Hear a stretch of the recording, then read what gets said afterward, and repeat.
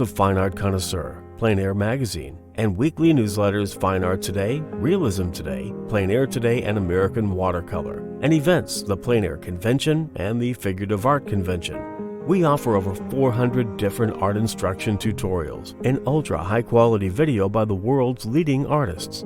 If you like what you see, help us support our artists and our team with your purchase. Each video aired has a special discount code for today only in the comments section with a link to the video offered. And to see everything we do, or if you want to receive notice of new releases, new products, and new events for artists, simply click the other link, which says, "See everything we do." Thank you. Hi, I'm Eric Rhodes with Plein Air and Fine Art Connoisseur magazines. Every once in a while in my job, I stumble across people who are just the best at doing something almost better than anybody else, right? So I had an opportunity to spend time with Stephanie Birdsall. She is so good at still life painting, at floral painting. And I said, what do you love to paint? What do people most want to learn from you? She said, lemons. Everybody loves lemons. I said, well, great, let's do a video on that. So we're going to share a segment of lemons and leaves with you right now.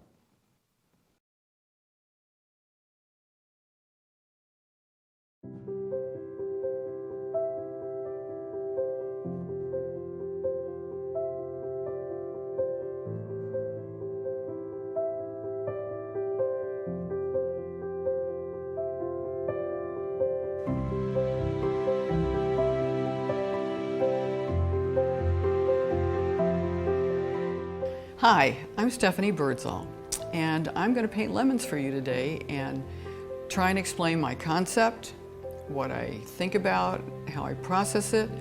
I brought lemons because lemons are more than just lemons for me. I actually brought these from Connecticut on the plane with me to Austin, and they symbolize a lot of things, and they've been a lot of my painting journey, so let's get started.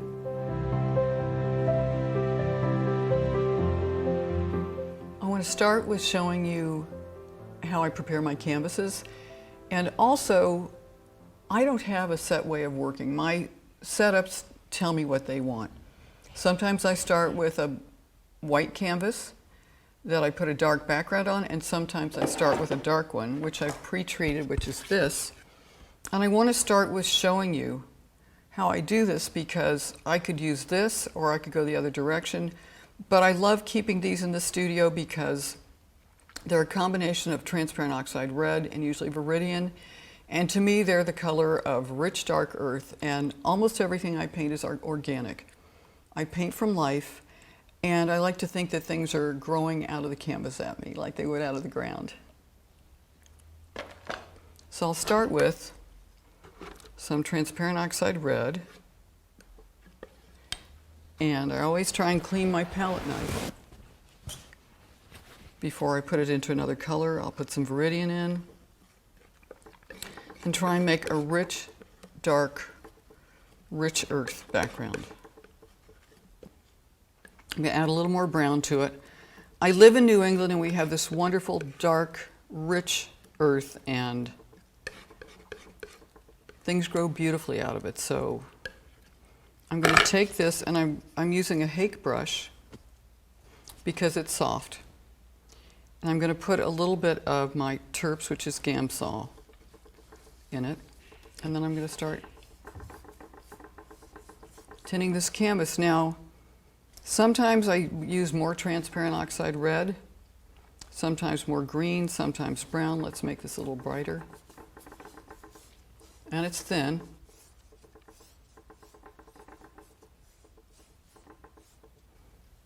I may have made it a little too thin, so I'll put a little more paint on it.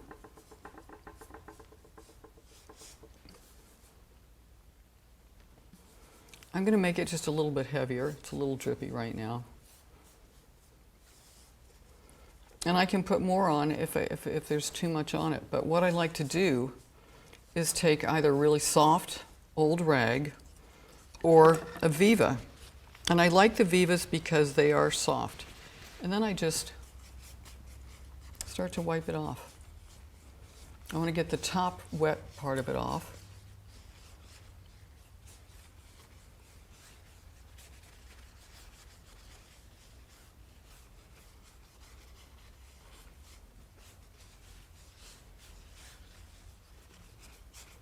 Now I actually want to put a little more color on this one, so I'm going to wipe even more off, and I'll put some more on.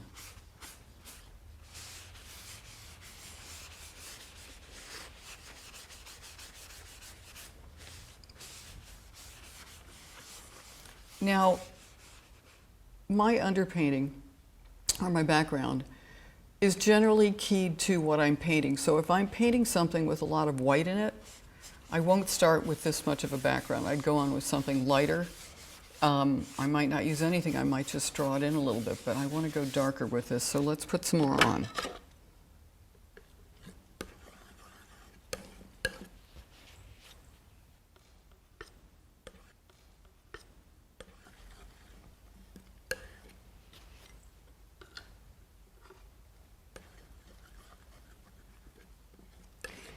And one thing I want to tell you is that I use Viridian, but I actually use what's called Holbein Viridian Hue. And I know hue is usually considered a lesser paint, but I like it because it seems to have some phthalo green in it, so it's a little bit more intense. Now let's go with this. This is better. This is a little bit black, but if you look at the color of the background that I've got in here, it's dark and it has some blue in it, so I'm looking at that thinking I want to be able to pull that into it so that I already start off with the dark.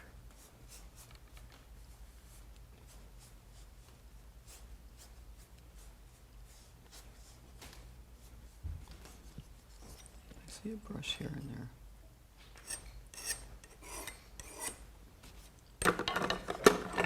Let me just fix it.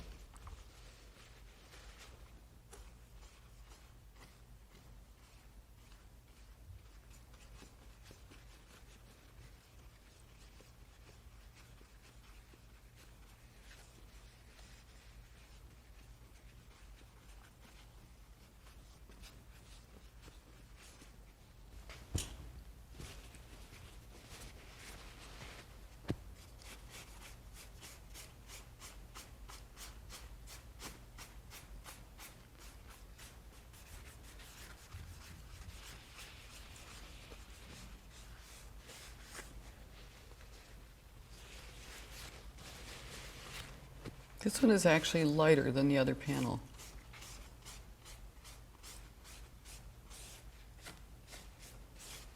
In my studio, I have a number of these with different values. Some are darker than others. Again, some have more brown, some more green, and so I'm kind of ready to go once I get my subject.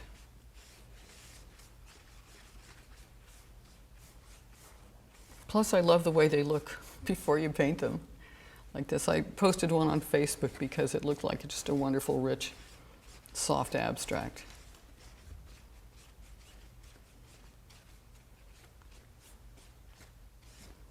So I'm going to let this set up for a second, and then I'll decide which I want to use.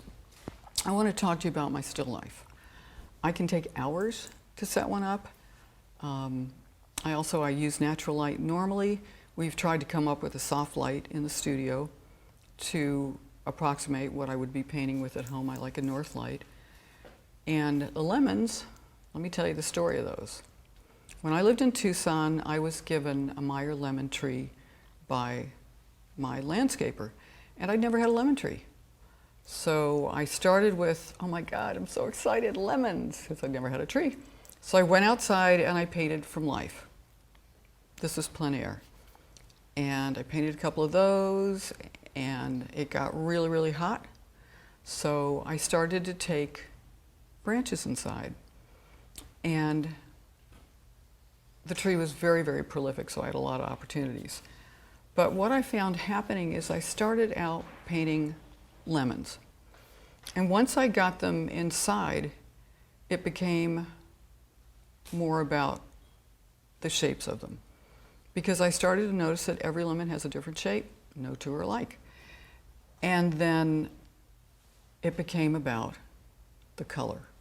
It became, oh my God, there's so many different colored yellows. Wow, this one's got orange, this one's got green. There's a little bit of a lavender glow on this. And so I really started getting into yellow and shapes. And then it was, oh my God, leaves. Look at these leaves. Look at the shapes of the leaves. No two leaves are the same. So then it became about the flow of the leaves. And I actually took a year off to learn to paint leaves because my leaves weren't great and they were so important to what I was painting. They described the way the light's hitting them and flowing. Again, there were so many different greens. And so it really became a study in color and in shapes. And one day I realized I was no longer painting lemons.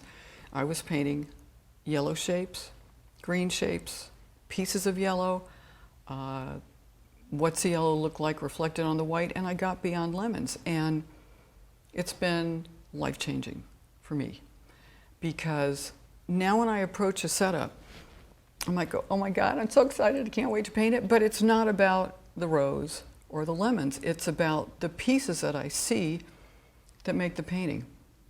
So my advice is if you find something like I found in lemons that you like to paint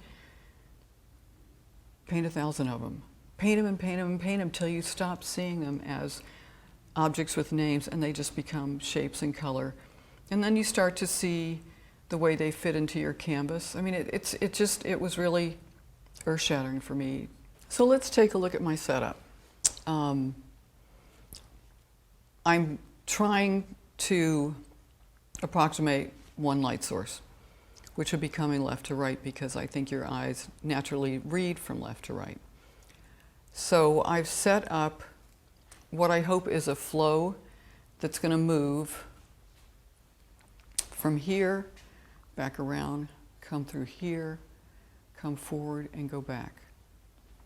I'm using this background that has the green in it. Again, I feel it's more organic. And when I set it up, I looked for areas that my edges could fade off into the background. So I want some dark on dark areas like back in here.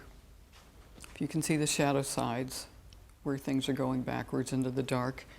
And where I have some light entering here. And I'll move this tube when I go to paint it. I use these flower tubes, which you can get at your florist, because when you work with pieces like branches, they'll wilt if you don't have them in water. The same with flowers. So I travel with these tubes. I buy 100 at a time. And I'll move this because I already know that I want my light to come up here and enter this lemon and make some softness in that. So I want my light to travel and I want my dark to fade off. So in trying to set this up, I'm looking for where are my edges? And I don't know if you're familiar with squinting, but you'll see me squinting a lot because when I squint, it simplifies it. And if I'm looking at abstract shapes and colors, then I want to really simplify it down. I can always bring more detail into it, but I would rather start with less than choose where I want it, what edges I want to bring out. And for instance, you can see this edge, this light against that dark. I'll use that to pull that leaf forward, or this. I'm not sure I'm happy with the placement of this one, but I like the way it's catching the light. So I want definite surfaces to catch light, and then I want some of my surfaces to slide into the shadow or for the light to slide down it. And then it's just, I'm probably at a slightly different angle for the moment than you are because I'm here and the camera's not, but you will see it. So what else can I tell you? I'll be moving this a little bit, probably all the way through. The leaves will drop a little bit, and you know, sometimes I get into something and I realize, whoa, those lemons are on exactly the same plane. So I'll push one back a little, pull another one forward, or maybe I have two leaves that are too much the same. I want to show you something though. So what I want to show you is this leaf. And one of the things I notice is people will often make just a symmetrical shape. And it's not. each leaf is actually different. So when you go to paint your leaves, I can't even do it. You don't want to do this. You want to take a look at the actual shape of your leaves, and it makes your paintings more interesting. But this leaf actually has two different sides. Hopefully you can see it, but that my hands aren't in the way, but it's a different shape on this side from that side. It's narrower here, it's wider here, it curves up, comes out. This one is wider on this side, and they enter the bottom. Actually, this side is actually lower than that. I don't know if you can see it. The other things is leaves are like trees. This would be your trunk, and these are the branches. So if you think about that, and you think about a tree, trees grow in different shapes. They branch out differently, and there's a reason that leaves have the shapes that they do. So I'd like you to be conscious of that, at least I'm conscious of it, whenever I'm painting them.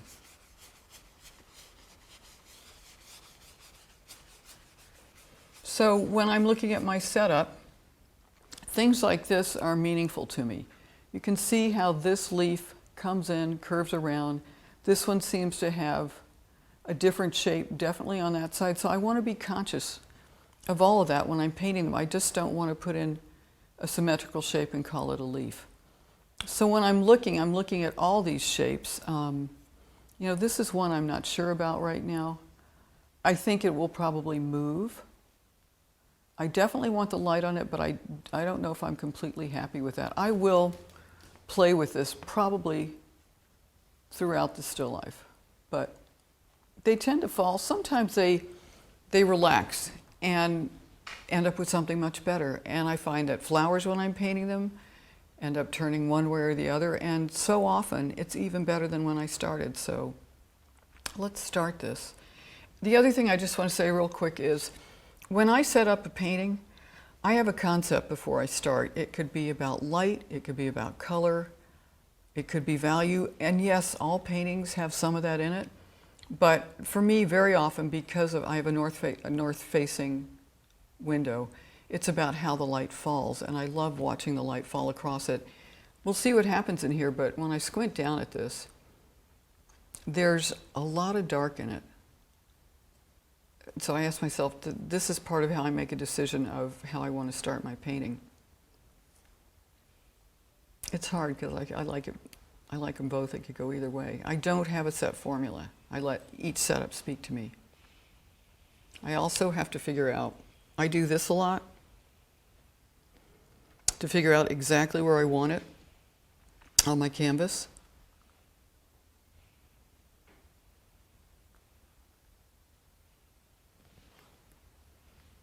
This also tells me, you know, if I've got something that isn't going to be in the right place, every single inch of your canvas is important. So when I look at this, I'm looking at, am I going to have a nice shape in this corner? Am I going to have a pretty shape coming down here? Is this going to lead your eye into the canvas, my subject, or away from it? And these sides are important when you're planning your painting.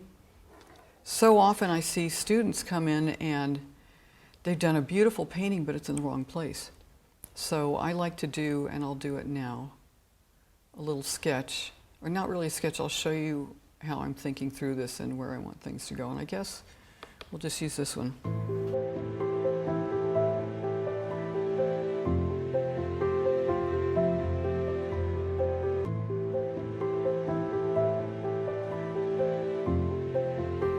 Okay, this is a panel that I made today, the wet one.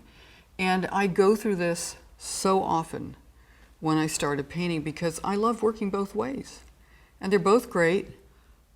Sometimes I like to wipe out, and sometimes I like to use the dark dry canvas because the paint goes on differently. And I actually think I'm going to go ahead and use the canvas that I brought in today that's already stained the dark earth color, because I find so much dark in this background and the shadows melting into it. So I'm going to switch out canvases.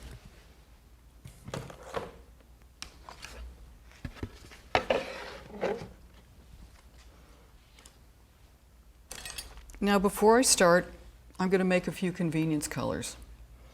Convenience colors are colors that are more of a middle value. If I have something like this and I know I'm going to have whites in it or lighter colors, I like to have some lighter piles to mix from. So I'm going to start with an ultramarine blue and white mixture.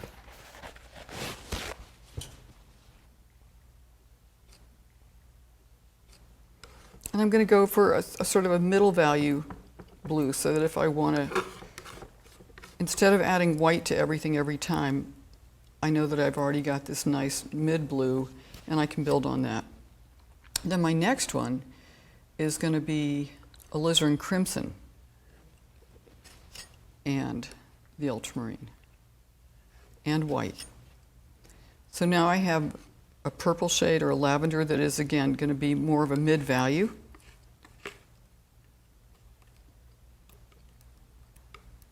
And there are different combinations you can use. Sometimes I use cobalt blue pale and permanent rose.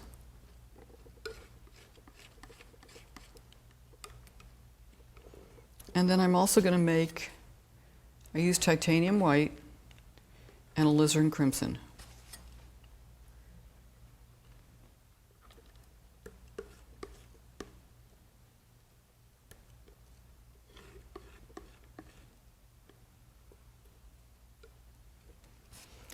Okay, I also like to make a middle value pretty green. So I'm going to use ultramarine blue, which is ultramarine blue deep. And I'm going to use cad yellow to start with, and we'll see what happens.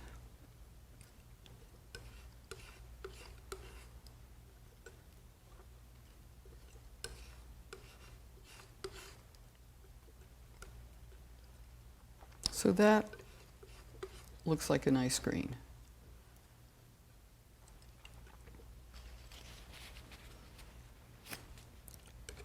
Clean this off and put out a little more transparent oxide red. Okay, so let me tell you what my palette is. All my paints are Holbein except for my transparent colors, which are Rembrandt. The reason I like the Holbeins is that they are a thicker, dense paint. And I actually flew back from Europe one time and left the paints on my palette. Don't ask me why I didn't clean, but I didn't.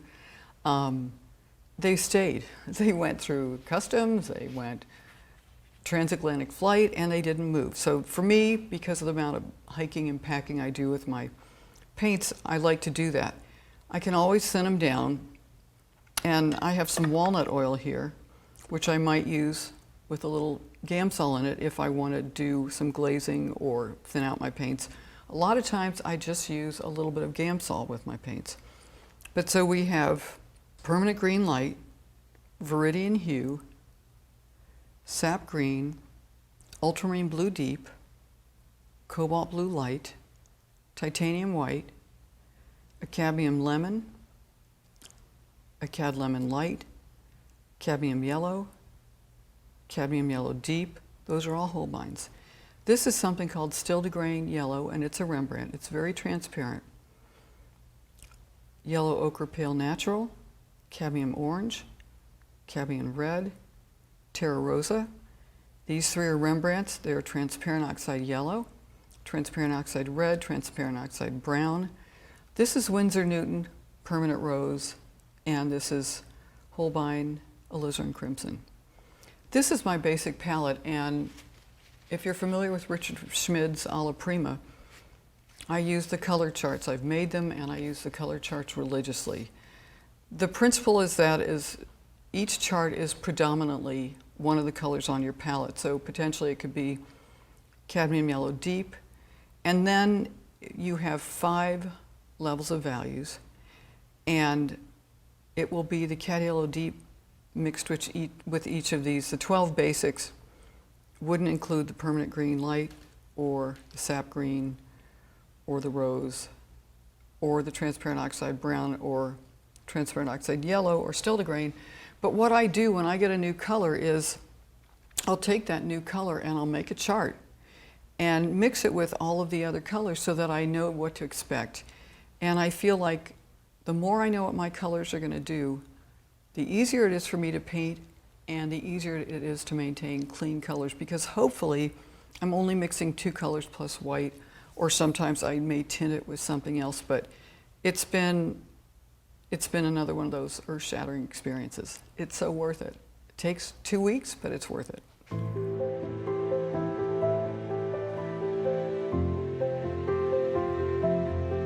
So let's get started. And this is the scariest and kind of the most fun time, because I'm excited about what I'm going to paint. I'm a little scared of it, but it's so wonderful to have a blank canvas and all this in front of me, and then it's going to be whatever I want it to be. I tell my students that, because I say this to myself. When I don't stand back and say the painting's not working. The reason I do that is because it's not the painting's fault. It's my fault. And so if it's not working on here, it's something that I've done that's not working. So I ask myself questions that I call paint speak, which are understandable terms like edges, values, shapes, drawing. So if something isn't working, and you'll hear me do this, I'll ask myself, what isn't working? And then I can say, well, gosh, edges, or didn't quite get that color, or this color needs more green, or needs more something. When I can clearly ask myself what's going on in here, then I have a way to get back into it. So rather than going, oh, it's not working, I go, oh yeah, it needs that edge. So I talk to myself all the time. But that's how I approach this. And then I actually think this is very much about color. I've used some older Meyer lemons, which I brought from Connecticut, and I actually picked up a few regular lemons, because if you notice, the lemon on the far right definitely has a greenish cast. The one in the front seems to have more cad yellow light in it. As I move through, the older Meyer lemons has a little more of a cad yellow deep in it. And so I'm looking around, and actually the far lemon on the left seems to have almost a red to the bottom of it. So this is really going to be about the differences in yellow combined with the light that's affecting it, and of course the gracefulness of the leaves. But so if I'm thinking color on this, and I really want to get the color of those. So I'm going to start with just a little outline for myself. I want to lay this out on the canvas somewhat, and I'll start with my lemons there. There's a graceful line coming through here. This looks to be about there. I have, if this is going here, it's coming around here. This is going to come there. What I do for myself is I try and set up something that speaks to me very simply. The reason I do this is that if I don't like this at this point, all I have to do is wipe it off, which we'll do real quick so you can see, and we'll do it again. I haven't lost anything. I am a pacer. I walk back 20 feet, I come up 20 feet. So in my studio, I would walk back. I would take a look at it. I would decide if I like where it is on the canvas, how it's relating to the edges. Is it too high? Is it too low? There's nothing worse than painting a painting, and it's a great painting, and suddenly you realize, oh my God, it's too close to the edge of the canvas, or it's too high up, or it's falling out the side. And so I like to give myself as much right in the beginning as possible, so that I don't get in and spend all my time and energy painting something that would have been beautiful if I'd put it in the right place. So the other thing is I try and paint a little smaller than what I've got. And the reason is that as we paint, things seem to grow. You know, you start out with an apple this big, and suddenly it's this big on your canvas, and you wonder how it got there. So if you start out a little smaller and you grow, it's going to be okay.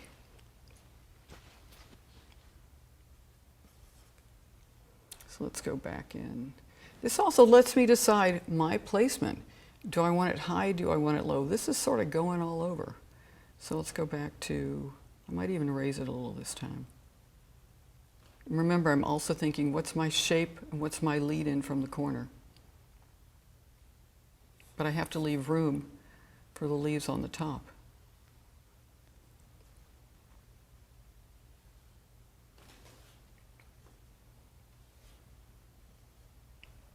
So these are here. This is going to be about here. This also gives me a chance to analyze if any of my lemons are all on the same plane, or I'm going to have I don't want a line straight across here. I don't want, I don't want two on the same plane down here. So this is all part of organizing the still life. But again, I want to do it at a time where I don't have so much invested that I can't change it.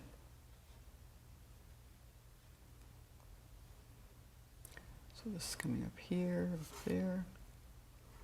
Now I'll tell you something I just noticed. I do this all through. In putting this one up here, which is the top leaf catching the light, I realize I've almost got it centered in the canvas. So now, before I paint it anymore, instead of painting it in, I just wipe it out, and it tells me that I need to move these over.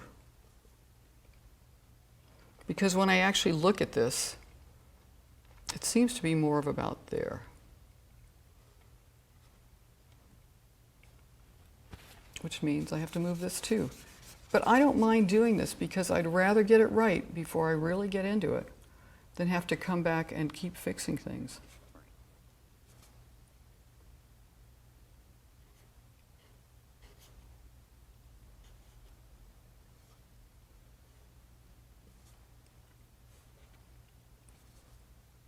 This is coming down. What's my relationship from here to here? I ask myself all the time, what's my relationship between these objects? And I'll tell you a story that my students all have to hear. But early on when I was painting, when I started still lifes, and really the heat in Tucson chased me indoors, I never thought I'd do anything but paint out. I painted 2 apples on a white cloth, and when I finished, I had to title it. And I looked at them, and they just looked like they were in love. So I called it Happily Married. So now, when I'm setting these up, I'm thinking, well, each of these lemons is talking to each other. I definitely have a conversation going on with the 2 in the middle, the most yellow on the front left, and the Meyer lemon. They're talking. I mean, this could be a family. Might sound a little crazy, but it helps me set up my still life. They all have to relate to each other. I think of natural still lifes, and I like to sort of throw things out there to some extent and see where they fall. But once they do that, I have to look at, how is this going to relate to that? How is this going to relate to that? And that helps me with my setup. Does this need to be higher? Does this need to be over more? Again, I'm at a stage where I can take things out and make corrections before I get into it and realize that they're in the wrong place. And that doesn't mean I never put them in the wrong place, but I just want to start out with as much going for me as possible. Here's a dark.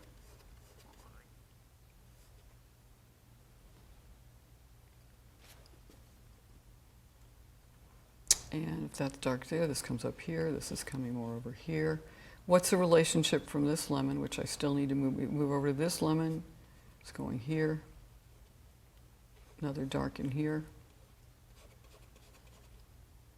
And I'll be making corrections because as I've set this up, I can see the leaves doing some moving. I know it may not look like much right now, but in my mind, I'm still organizing this whole canvas. This is here. So what's the shape from here to there to there to there? That's really important to me. How are my shapes relating to each other?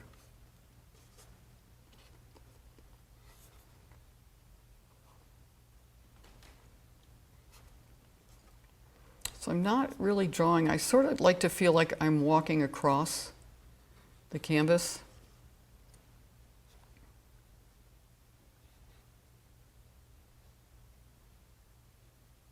What's this to this?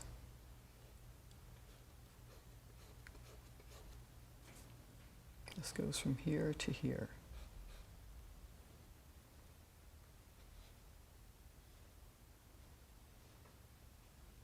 This is coming out, comes around. And we will move the tube that's in front of this when we get a little farther into it. I just don't want to take my lemons out of the tubes yet. They've come a long way. So I stand back and I just ask myself, is this going to work? Is it too high? Is it too low? So it needs to come down a little here. I'm going to have a dark coming in here. There's going to be an angle coming in here. I'm going to start putting some darks in.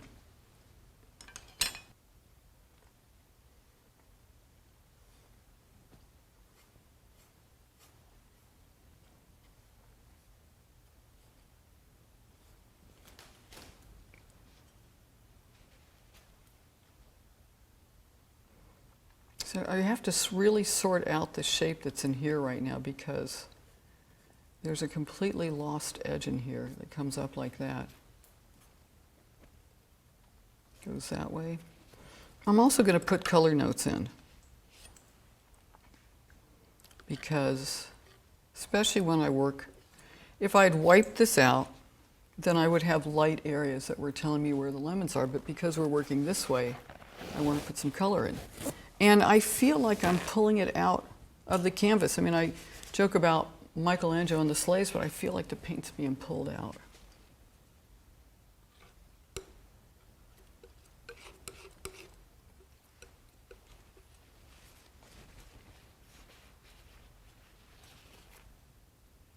Again, I'm not going to put the whole lemon in because right now I just want to make sure that my composition's working and that I'm happy with it. So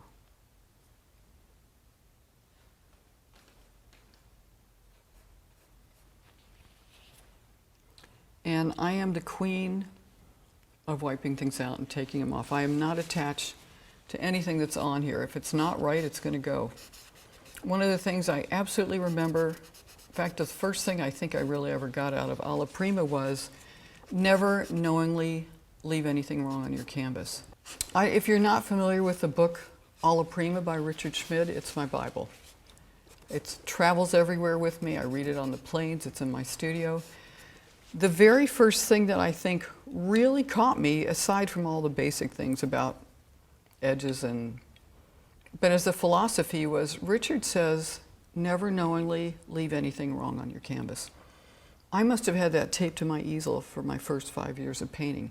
And it's really been freeing in a way because I really try and pay attention to it. And if it's not right, I'll absolutely take it off my canvas. My students tease me I'm the queen of wiping out.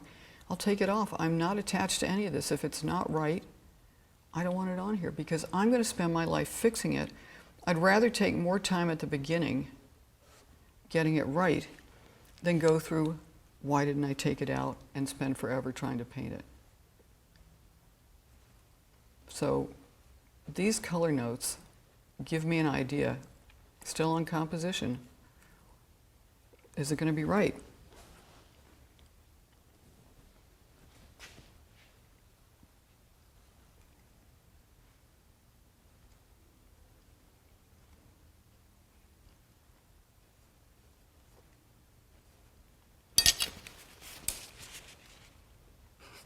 So you have a little play of color going on in here.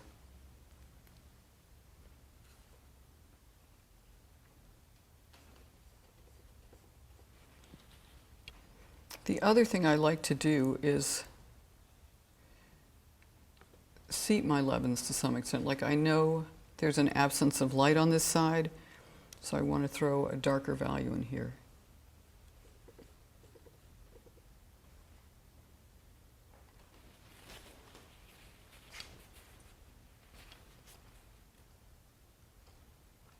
I sometimes also lift paint off with a wet brush. I don't want that dark in there.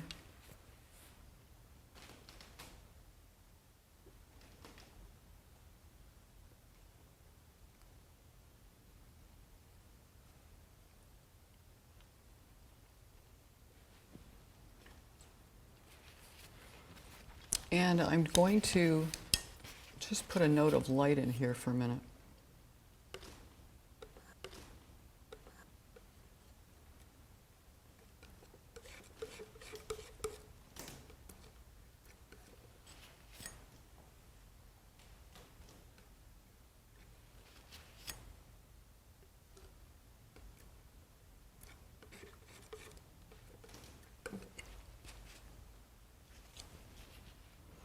I'm always asking myself, what color is it? What color is it? What does it need? Does it need red? Does it need yellow? Does it need blue? Green?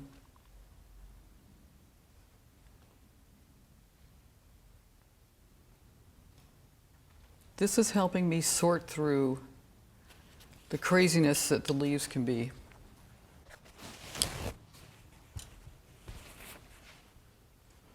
And there's so many little shapes up here.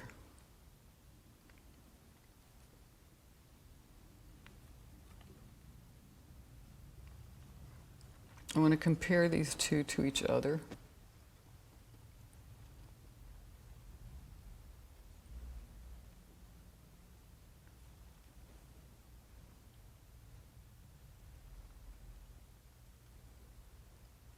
This canvas, which happens to be the Raymar L64, is very smooth. I like it because it grabs just enough of the paint, but you'll see everything goes on a little bit transparently to start with, which I like. And this is ultimately going to be a lost edge, so we'll just kind of get rid of it. So now I want to walk around this one.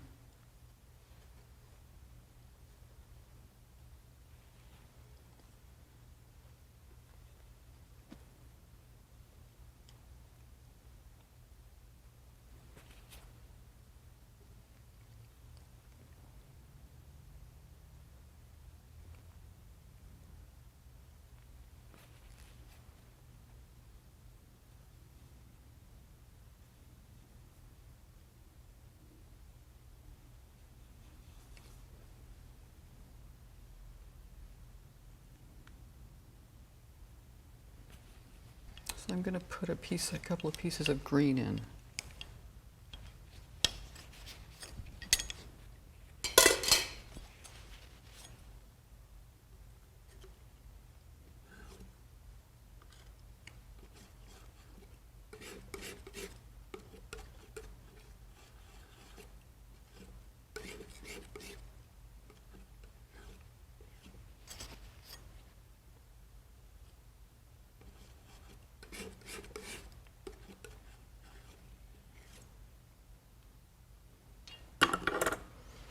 I try to, okay, if I'm plein air painting and I want to go out with limited brushes, I really work hard at trying to keep my brushes separate, so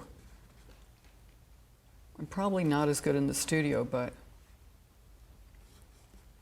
if you want to travel light, then I'll try and keep one brush that's maybe more green, one that's more yellows, a red brush. You can really get a lot out of your brushes if you keep your colors separate. I also try and clean my brushes constantly.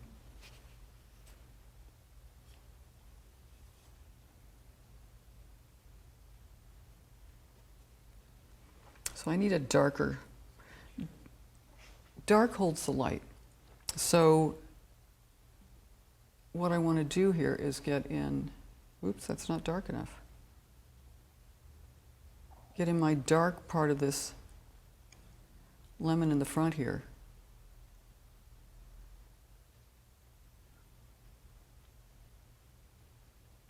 And let it hold the light shape, which it will. Also, you want to think about what's more important, the lights that you're working with or your darks. And your darks, to me, are almost always more simple, unless I was painting a painting that was about very dark objects and with only a little bit of light. That would change. But in something like this that has as much light in it, my emphasis is going to be on what's in the light. That's going to be what captures my eye.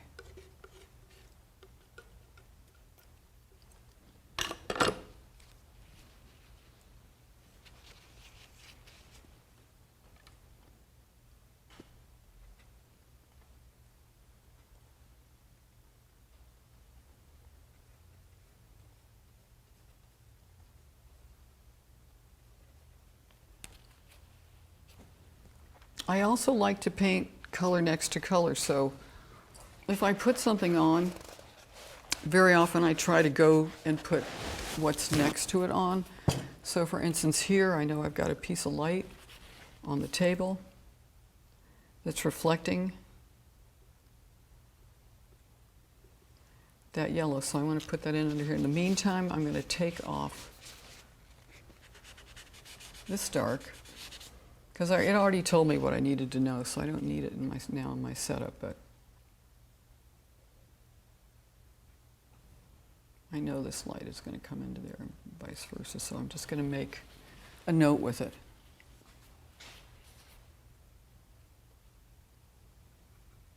It's also looking kind of the same in here. There's some orange reflection in it, so put a little orange in, and while we're at it, soften this edge.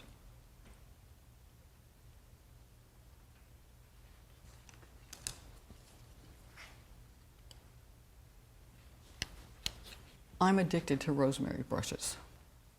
These are long flat ivories, which I do most of my painting with. This is the Series 279. It's a really soft brush, and it's wonderful for just softening edges. It also will get a point, which I'll show you later for making stems. But I have a mixture of so many. I've got evergreens, I've got the extra long filberts, I've got some of the Mundy brushes. I love these brushes. I don't think a girl can have too many brushes or too many paints. It's not diamonds, it's painting equipment.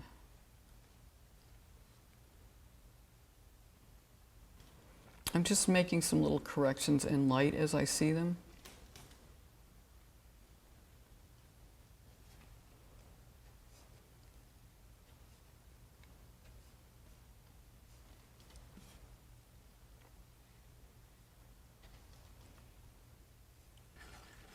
I'm looking for a little darker, warmer green. I can't tell you right now if it's enough, but I'm going to try it.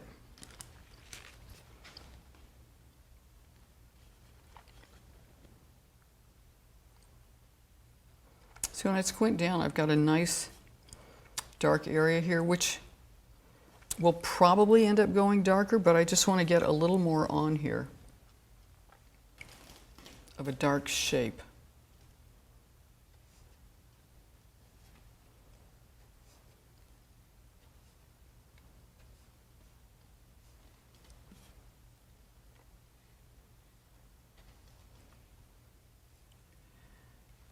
I don't know if you can see it, but I'm sort of building a little circle of color so that I can relate these all and then make sure they're right or they're where I want them, because I can still correct it at this point. I've only got so much on my canvas right now, and this would be easy to wipe the whole thing off and start over if I want to. So I see what I want, but I'm checking myself to make sure I'm getting it before continuing. And I do tend to paint by pieces of color. So I look at this and I'll break it down more. Sometimes they're smaller, sometimes they might be bigger, but my brain is organizing what I'm seeing as I'm doing this.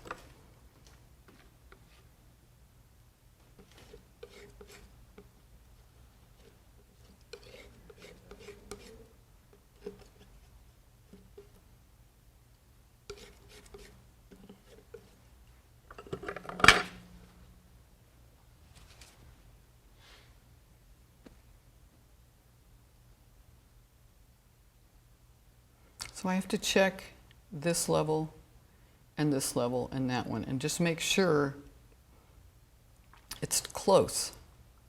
I could at this point, if you can see my setup, the far Meyer lemon, which is the oranger lemon, is very close in height to the lemon that's directly across from it.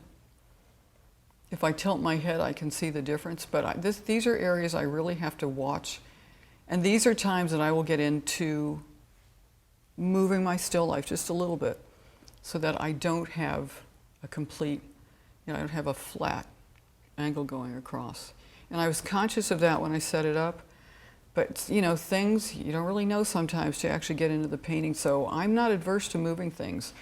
There was a point in time where I thought, God, if I don't have it set up perfectly, I can't get started. But now I feel like if I'm close enough, if I have to tweak just a little bit, I obviously do want it right before I start, but again, if you're painting with living things, they move. Flowers more so than lemons, but leaves, they have a mind of their own. So I'm going to put this in, so it is a little bit lower. Oh, and I can see where it comes like right out here to there.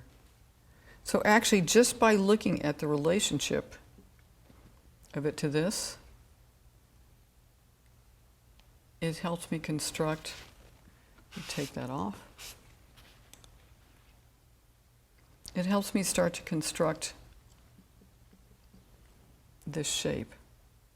It's dark.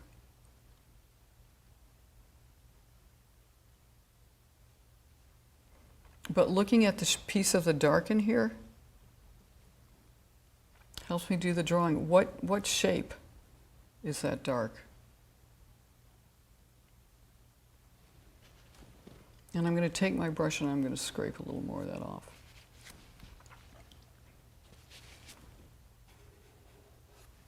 Then I'll use this.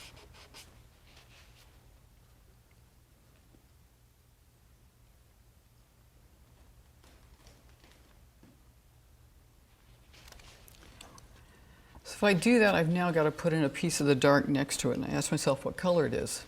One of the things I've learned is that as soon as you put one color next to the other color, it changes it, or certainly affects it. So that's why I like to put two together. I know this one's isolated right now, but the tube's there. I know it's going to have a light that's going to reflect up on it. But so now that I've got this in, I kind of have to ask myself, okay, what color is this shadow? I know that these are cool lights, so it's going to be warm, but because of the darkness and the blue-green of the drape, it has a lot of green reflecting into it. So I have to think about what color it is. If I had my color charts right now, I'd hold a chart up and I'd go, is it this or this or this? I'm going to try a little Viridian and Terra Rosa. I'm not sure, but that might be it. If it's not right, I just do it again.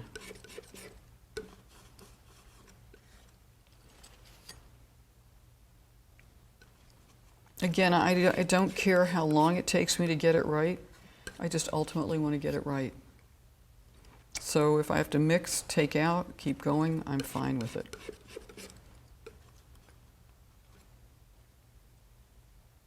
Now, in looking at this color, well, let's put a piece up.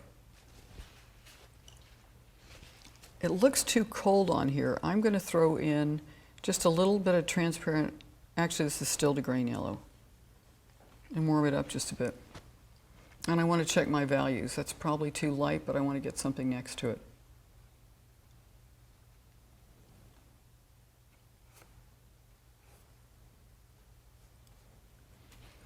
This is where this background comes in. It's literally the same value. So having all this dark around it, it helps me get there faster. I know that that is essentially the same value as the board I'm using.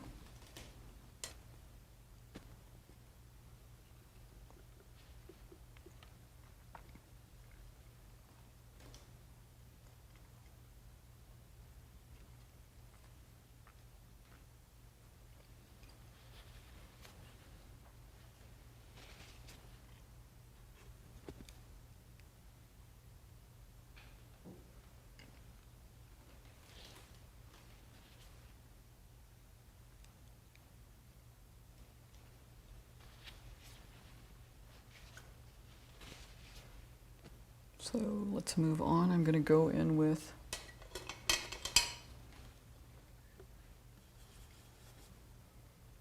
green here.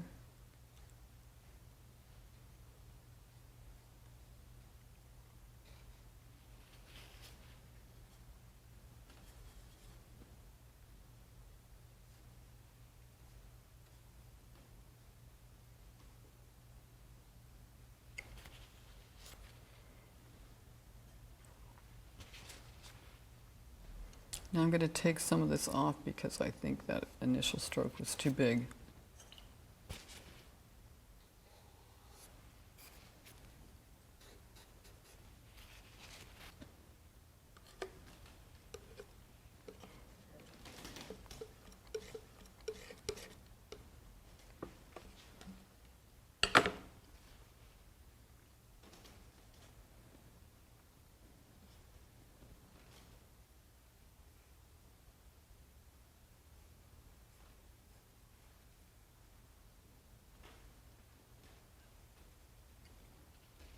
And let's get a real dark back behind it.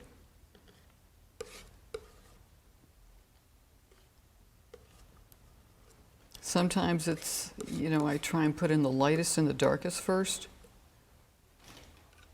in values and color, or the brightest. These are all fairly bright, but I need to tell myself that and this area over here are going to be potentially my darkest.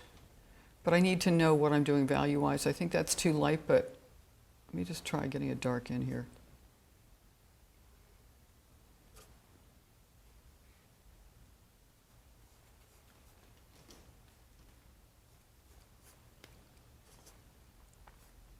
I think I really just make notes the entire time I'm painting, and then when I get them on, I can sit back and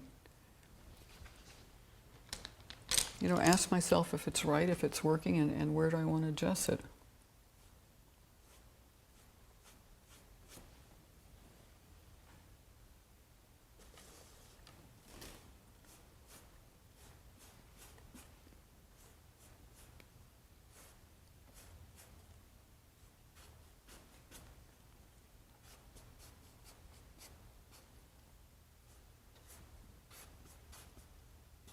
I have to just stand back a minute and look. Okay, immediately I can see that my values are off.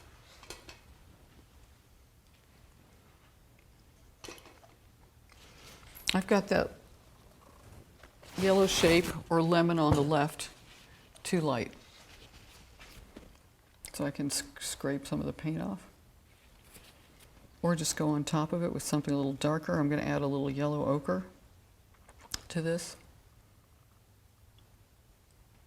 That's better.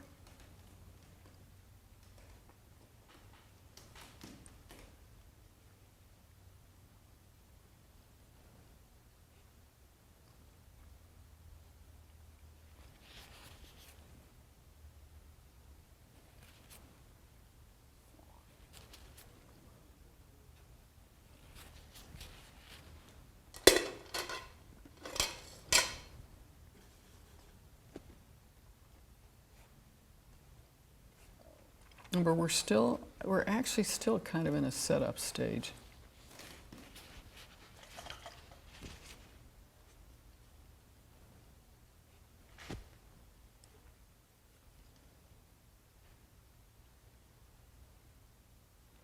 This needs to come down.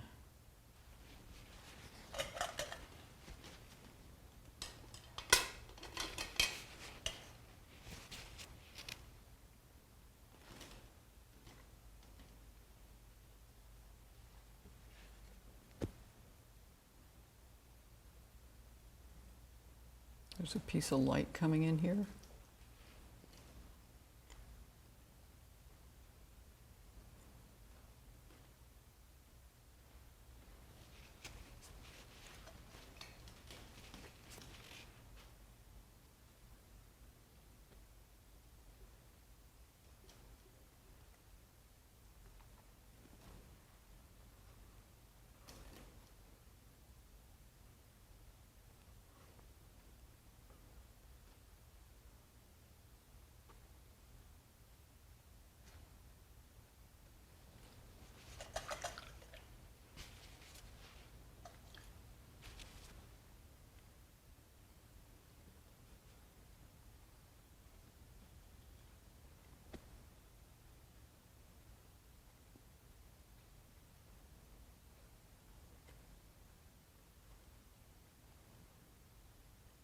I know I'm picking up a little color underneath, but I'm not worried about it.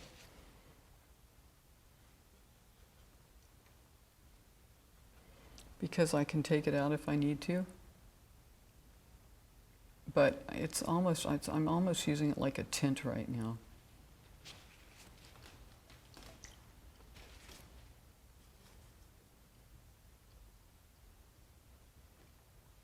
I'm going to have a wonderful leaf coming down here.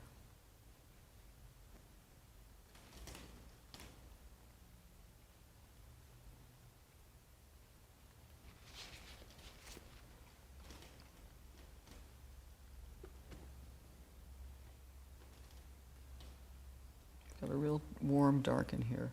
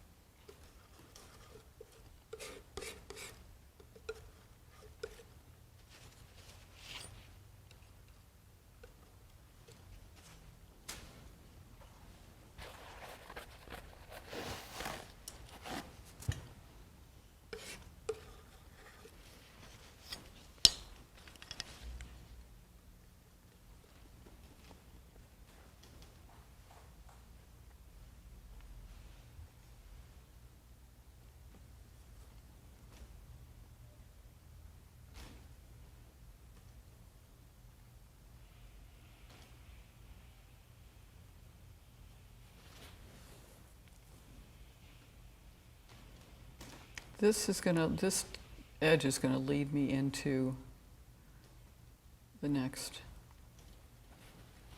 lemon that's back there. So I'm just trying to connect them all.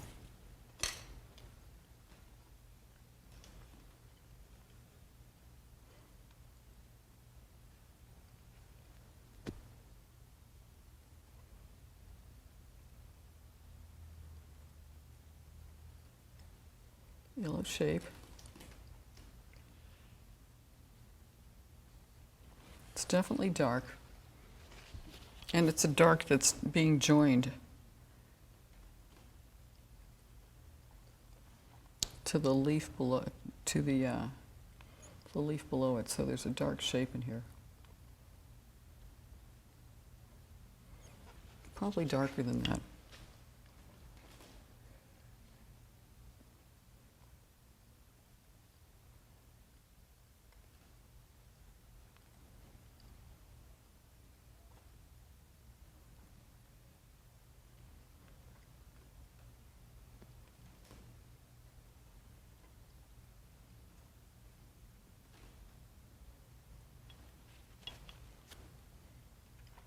Shave a little of that.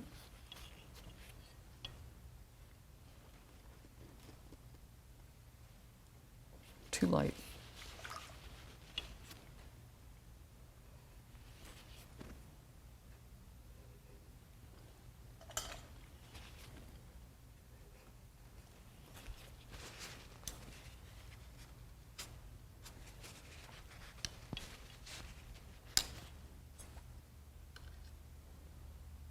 And I need to clean my palette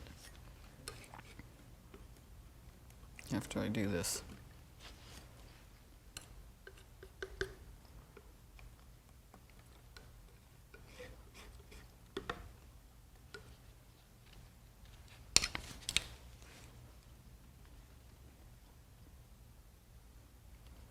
Better, but I actually want to get that lighter purple off.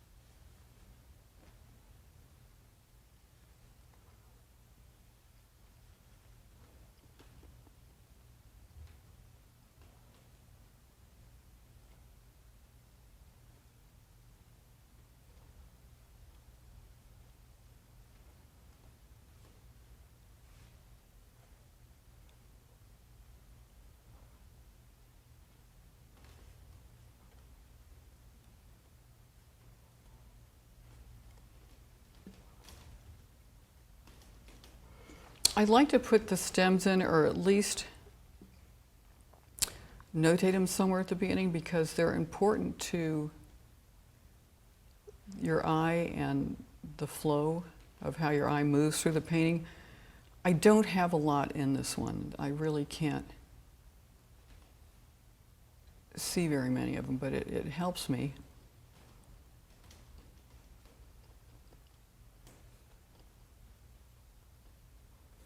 Darken here. Need a bigger brush.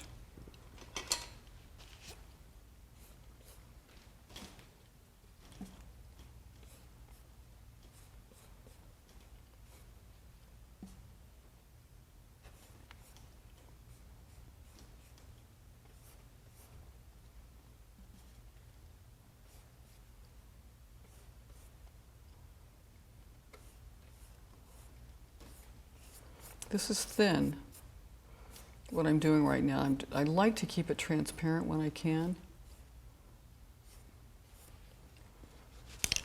Then in a minute, I have to stand back and look at this again. I just want to put a little piece of color over here. I think this has got to come up now. I noticed that when I stood back last time. Too light.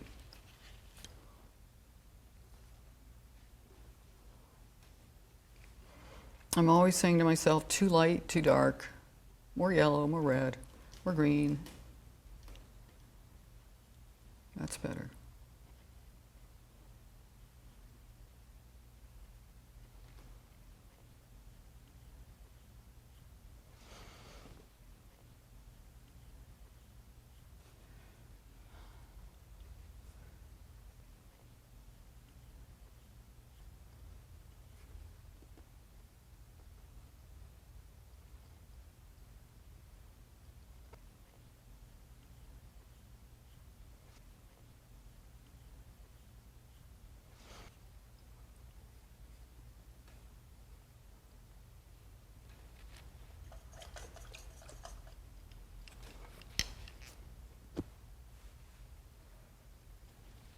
When I stand back, I can see the corrections I need. So I ask myself, what is it that I want to do? When I look at what's in here and I look at what's up there, what is it that I want to change or alter?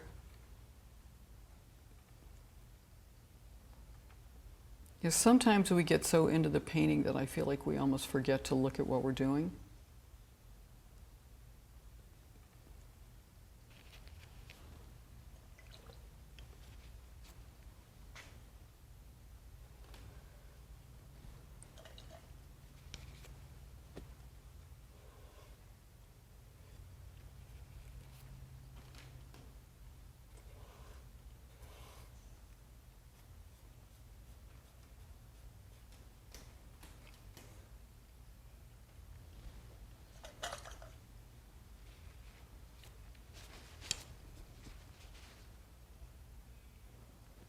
And that's why I like to just move things with my brush.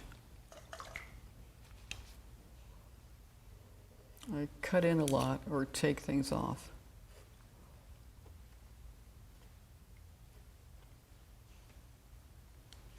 Also, when you get back, you just get much more of an overview. Like when I stood back, this seemed to be too far down in the front, so I'm going to move it up.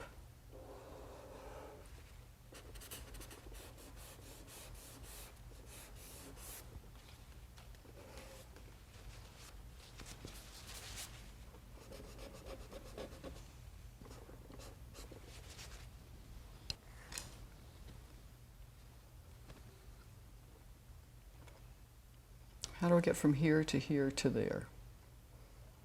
I'm going to move it up.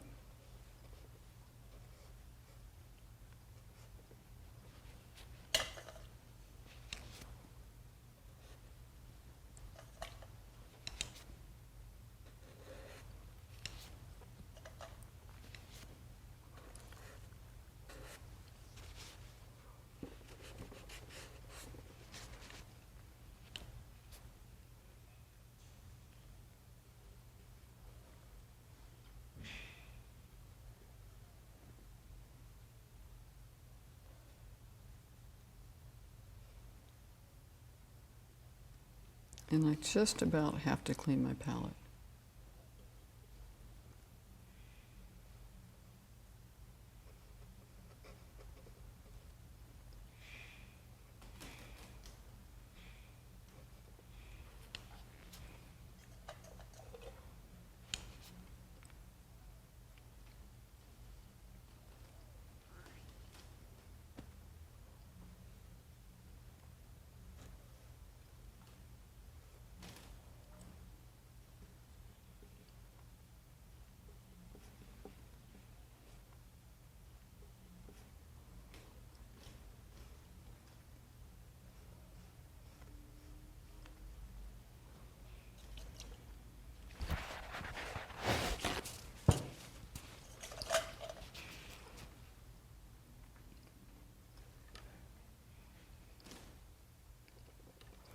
Half the fun is just being able to put the paint on.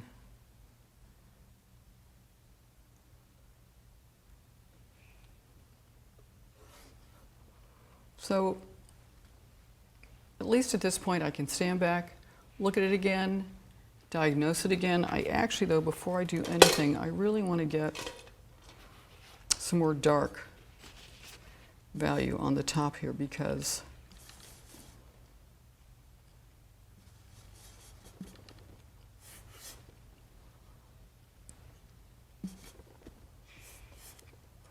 I know that this is going to go right into it, so I want to get some on here. Thinly, because I may want to go over it, but I just want to get some dark shapes in. And I know also that there's a nice dark shadow from the curtain that's going to come in this way, or the drape, and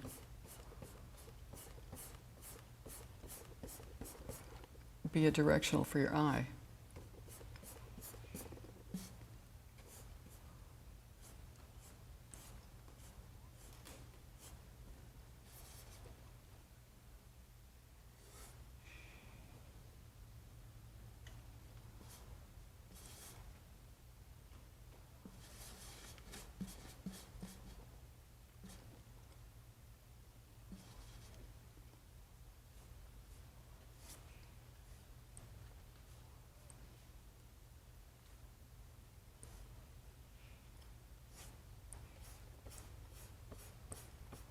There's a little bit of a glare here, so I'm sort of having to come across some of my strokes to just keep it so I can see it.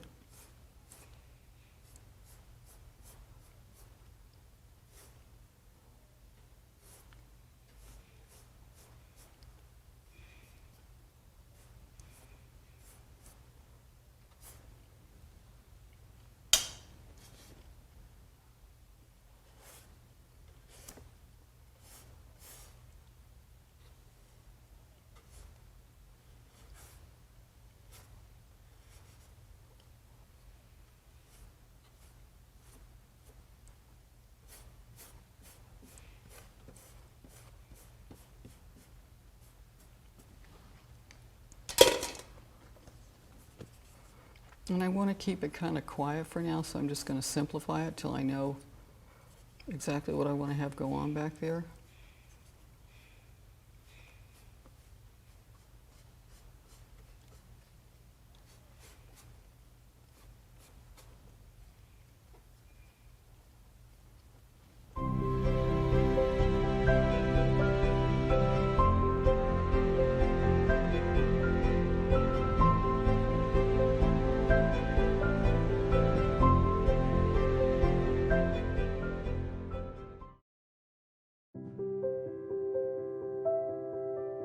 The finest homes and the best museums are filled with still life paintings.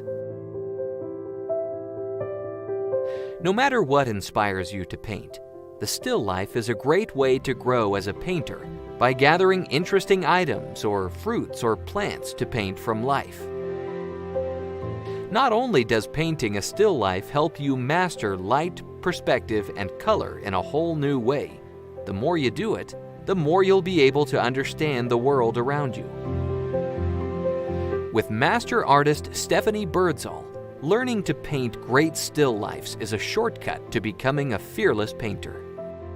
Now, in this all-new video course, she will show you how to create a stunning still life painting, from setting up the scene to make a beautiful composition, to making the final brushstrokes, all using one of her favorite subjects, the lemon. Hi, I'm Stephanie Birdsall. I've just finished filming a new instructional DVD. My subject matter is lemons and leaves because I love lemons and leaves. Then I'll walk you through my process of setting up, how I tweak my still life, the problems I run into, the thoughts I have, how I paint, how I walk my way through my painting, and I look forward to sharing it with you. It's been a great experience. In Lemons and Leaves, the natural still life, you'll discover why it's important to create a happy marriage between the objects in your painting and how to make it happen.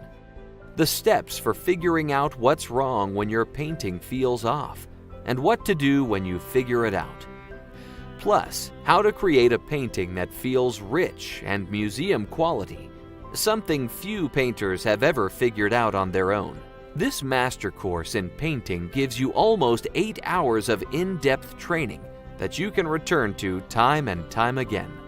Stephanie Birdsall is in demand by both collectors and serious students alike.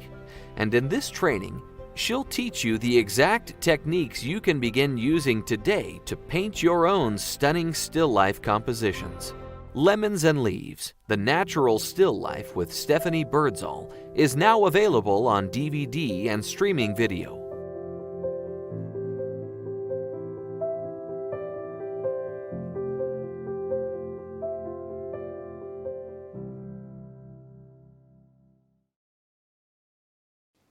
That was Stephanie Birdsall, and the video is Lemons and Leaves, and you can learn more about it at lilyartvideo.com. Now let's learn more about Stephanie.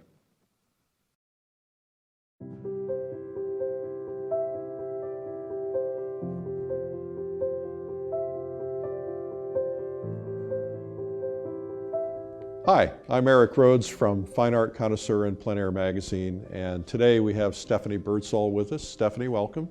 Thank you, Eric. So excited to hear about your career and your background and how you became such a magnificent painter. I'm glad you said that. That's great to hear. Well, I got paid to say it. That's not fair. Okay. So let's start when you were a wee little thing. What happened? How did you become a painter? What were the influences that made you decide you wanted to take up art? I just always knew I was going to be an artist of some sort, whether it was writing, music, or painting. And painting won out. I was one of those kids that sketched, that drew. In high school, I was the best in the class, you know. I just loved it. You can't help it. So did you have natural talent? I think talent's questionable. I think that, you know, you hear that it's 90% work and 10% talent, or 80% work and 20% talent, whatever. I think there's a drive that someone has that wants to be an artist, and it sort of bubbles up inside of you and it propels you. And even when people put it away in my teaching, I very often get people that have raised families or had careers and they're getting back to it. They always had that sense inside that they wanted to be an artist. So I don't think you can get rid of it very easily. I think it kind of comes around. Well, you know, there's this great debate, and I often find that when I'm out painting, somebody will walk up and they'll say, you know, I wish I could do that, but I don't have any talent. And I always try to stop them and say, it's not about talent, it's about process. Yeah. You know, if you're willing to take the time to learn it and study it. There's something about art. We have this sense that, you know, somebody has to go to medical school to learn how to do surgery or to become a lawyer, or they have to go to cooking school to learn how to become a professional chef, or, you know, everything we do, we have to learn, but there's this belief, this mystery that art is something that just magically happens, and it's not about learning, it's not about a process, it's just that people have talent. I think people do think it's magic. Yeah. And well, we want them to think that. Of course we do. Well, it is magic. But I think that I think it's work, it's training, it's learning. You can't just do something without being taught it or studying it, whether it's from books, videos, an actual teacher, a school. There are ways to do everything that are more correct, faster, easier. You shortcut your mistakes. So I don't think it's talent. I think it's desire more than talent. I think desire is a better word. And when you desire to know something, then you want to learn it. Yeah, you're passionate about following it up, reading. I don't know about you, but I've been painting for 20 years, and I'm still reading every book I can get my hands on, and watching every video, and attending workshops, and working with people because I want to get better. Hate to tell you, Eric, but I look at the pictures. I do. I know that sounds funny. I do read it, but I have so many books when I'm painting because I want to see how somebody did it. So I have all these things for inspiration, and when I want to know how to paint white, I go look at Sargent. Right. You know, I'm not necessarily reading it, but boy, do I have great picture books. Yeah. Well, that's what it's all about. Let's talk about copying the masters. Did you ever do that? I did. Tell me about that. It wasn't exactly a copy, but when I went to art school in London, your senior year, your last year there, they take you into the National Gallery and you get to choose a painting, or they give you a list of paintings and you can pick one of those and copy it. And for whatever reason, I was fascinated by Van Eyck's Marriage of Arnolfini, which is the guy in the fur hat and Van Eyck's in the back of the mirror and the gal is in this green dress and she looks pregnant and there's a little dog. Anyway, the painting is, I think it's 22 inches by 33 inches. So I went in, did some color studies, went back to my school, and did a 5 foot by 8 foot. So that wasn't exactly a copy. But yeah, studying the masters. Richard has said to me. Richard Schmid. He's told us to copy his, to learn how he did it. You see people in museums all the time. There's so many things I would like to go into a museum now and be able to copy. I'd love to go to the Hispanic Society and copy Sorolla. Or go into the Met and copy a Sargent. I mean, just not even necessarily the whole painting, but parts of it that attract me. Mm-hmm. You know, now I find when I look at things, I might be looking at the whole painting, but very often I'm looking at something specific. Rembrandt, the way there's a color, I think it's in the Met, that he did that just, the paint is so unbelievable. You think it's lace, but it's actually, it's the way the paint's put on, the thickness of it. It is lace, but it's just, I'd like to go copy that part of the painting. Mm-hmm. You know, they're just now, I mean, maybe there's a hand in a painting or fabric. You know, I'd like to copy some of Sargent's dresses. You know, those big, bold strokes it is. I'd like to be able to do that.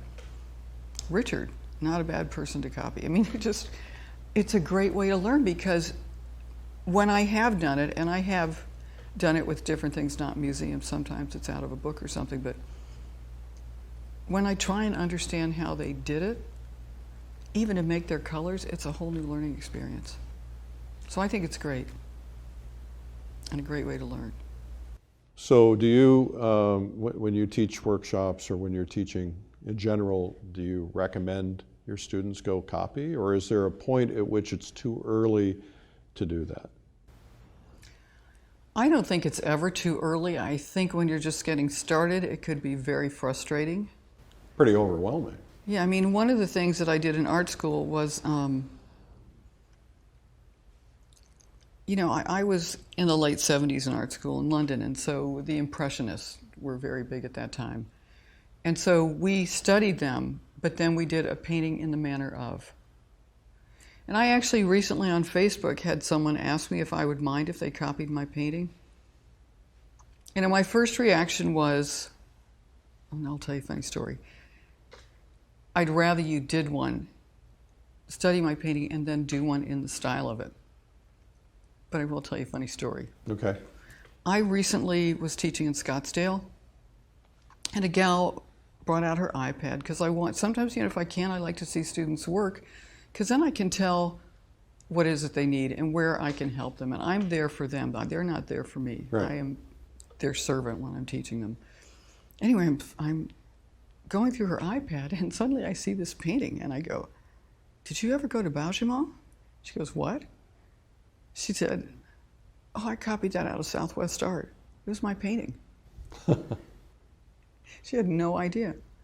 But she liked the painting, and so she had done her own copy of it. And she said, "I never sold it or anything," but it was so funny to go through her iPad and suddenly, I mean, I knew it wasn't my painting, but it was definitely the scene, and I had done the scene from life. Right. So it was interesting, but hopefully she got something out of it.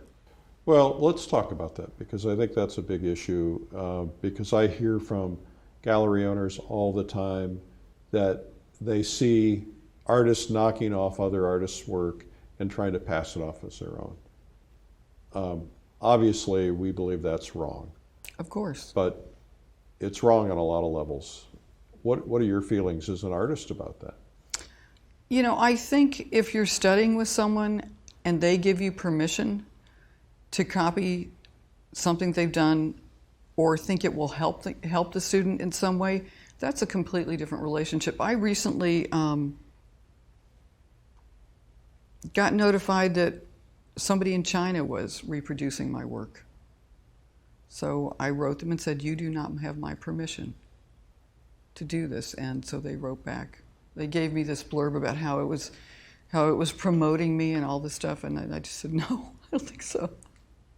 But I went online, and there are my paintings for sale. I don't know whether they're originals or prints, but they were doing something with it. Then they said they would take my name off. I haven't gone back and checked it, but that happens a lot. I don't think it's fair, and I don't think it's right. I understand, you know, when we went into the National Gallery in London, we had the permission of the museum to be in there, to do it. One thing, and I know this just from being in museums, if you do a, quote, copy, it has to be a different size from the original. Yeah. So there's no mistake. In your case, Mine five was a different feet. size. I wanted to be life size. Yeah. But you know, that's what you're like in your 20s. You want everything big. Right. But I think it's wrong. I think, I honestly don't know why it happens. And I think there are painters that learn to paint in the style of someone else, but they don't grow on their own as a painter. And you can look at who studied with who, and if they're using a part of it, or if they never grew or did anything further. Well, I have been to places, I've flipped through magazines, I've been in galleries, I've taken pictures of paintings, and there have been times when I'd like to have that painting hanging in my house.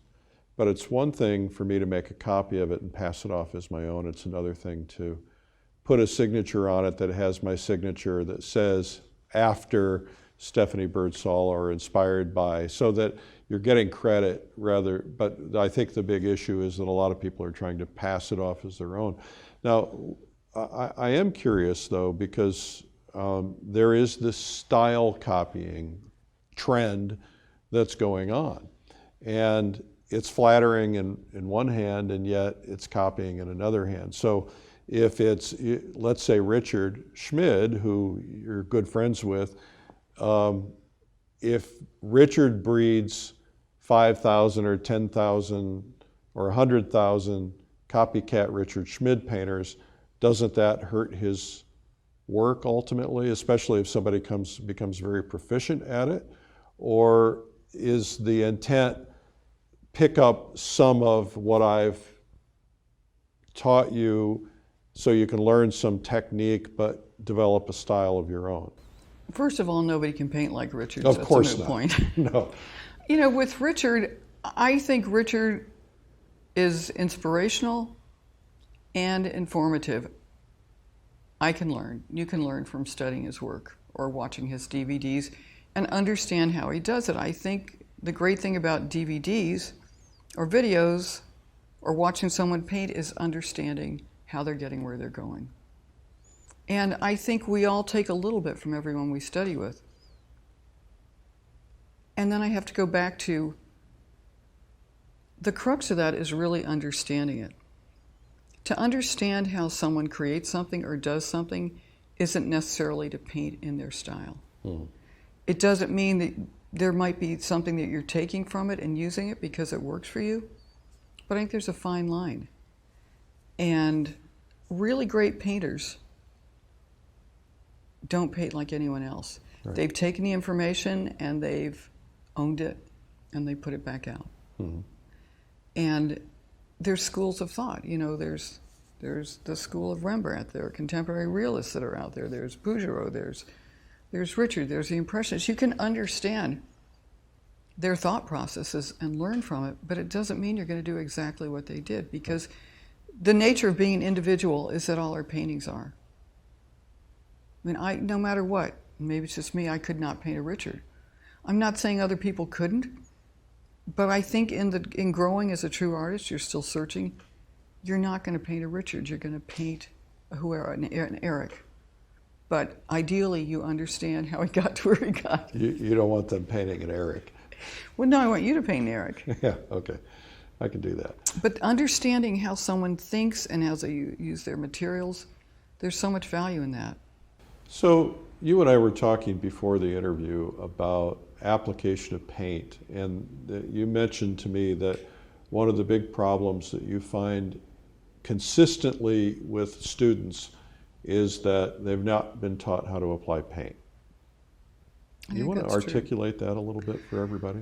You know, my started in Vermont when I was teaching there, but my workshops have been affectionately nicknamed boot camps, because I'm really lucky. I have been able to teach an amazing number of wonderful people that really want to learn. And half the time I find the biggest problem is no one ever explained how to do something. No one ever explained how to make a brush stroke, how to mix paint, how to use a palette knife, why you paint thin, why you paint thickly, mediums, even transporting canvases, or what kind of canvas to use. It's incredible how many people can become better painters by just understanding their materials. And to me, paint application is huge. And I tell my students, if I hear them going like, I can hear, I have ears in the back of my head. Whether it's a pastel stick that's going boom, boom, boom, or a paintbrush that's going, you hear people dabbing.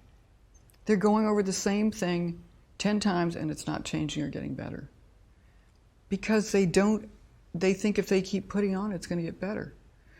So many people don't actually know how to make a beautiful brush stroke or how to mix clean color. And so I sort of come in, I feel like I'm filling in the blanks for people. And maybe they took a workshop a few years ago. I find many people that are so intimidated by who's teaching them that they're not necessarily honest about what they want to know. They're afraid to ask a question because they don't want to sound stupid. Or they think they know less than anybody else, or they're the worst person in a workshop.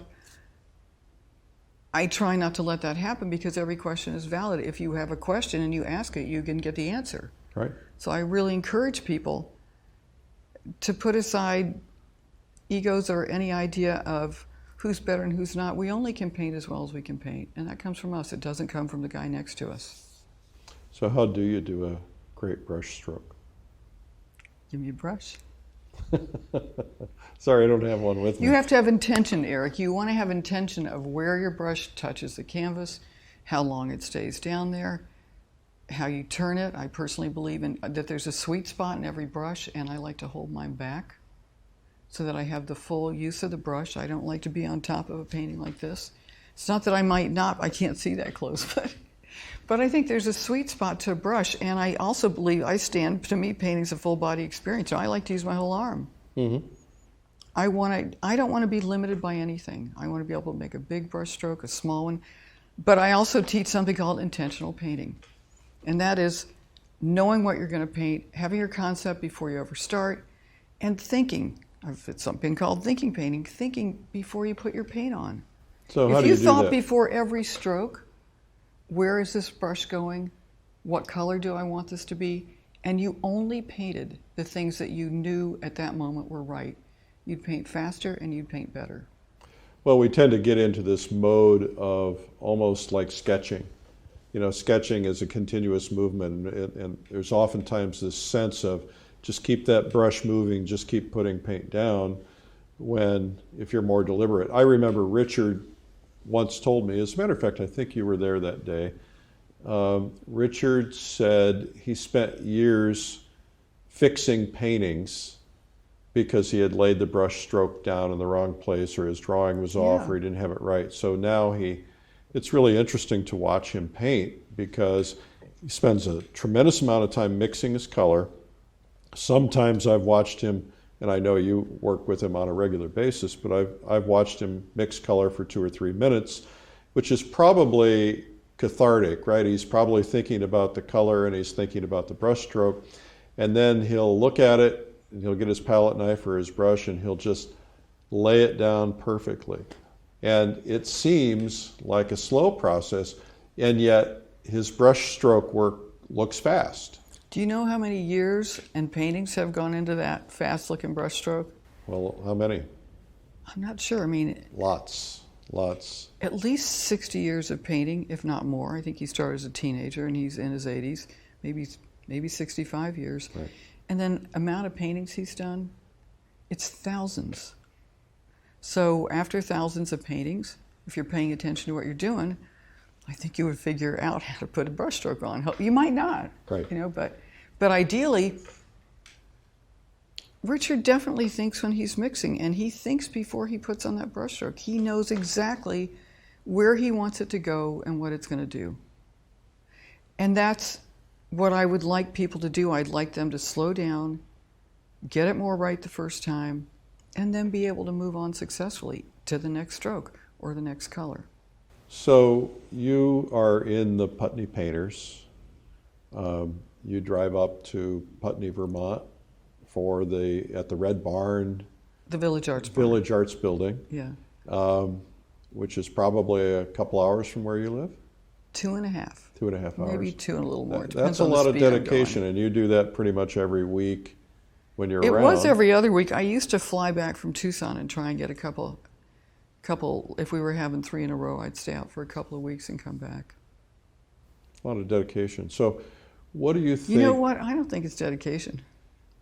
Why wouldn't you? Yeah, right. When you have an opportunity that big in front of you, how can you not do it? Right. So it's desire. I've often thought, Richard has been very generous with me and has made offers to me to come up and hang out and study, and a family and 5 kids, 3 kids and 5 of us, and I have my excuses. There's probably bad excuses, and one day I'll look back and say, why didn't I do that? What do you think are the most important lessons that he has imparted on you? I got to tell you, one of the most wonderful things he's ever said is that before he starts a painting, he thinks the word success. So he goes into it with the idea that it's going to work. So many people approach a painting with, uh-oh, I don't know if I can do this. I've personally done that, trust me.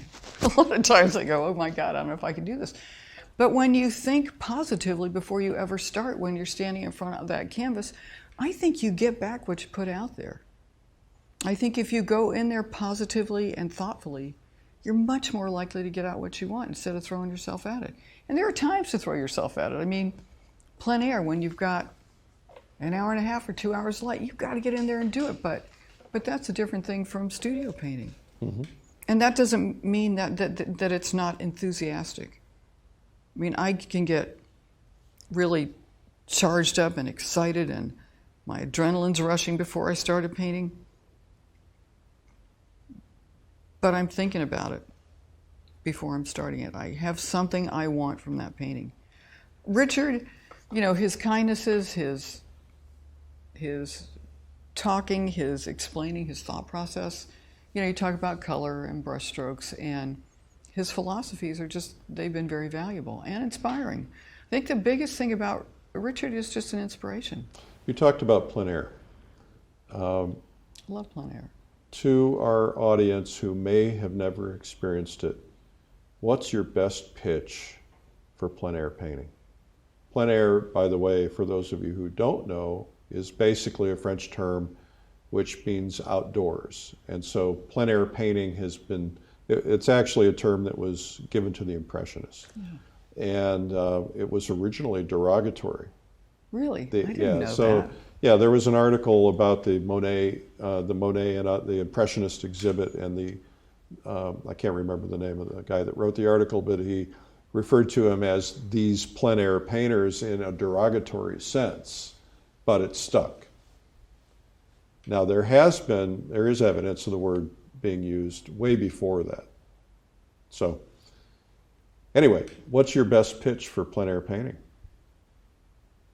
As far as getting started, or just Well, why doing do it? Why do it at all? It's so much easier to stay in the studio.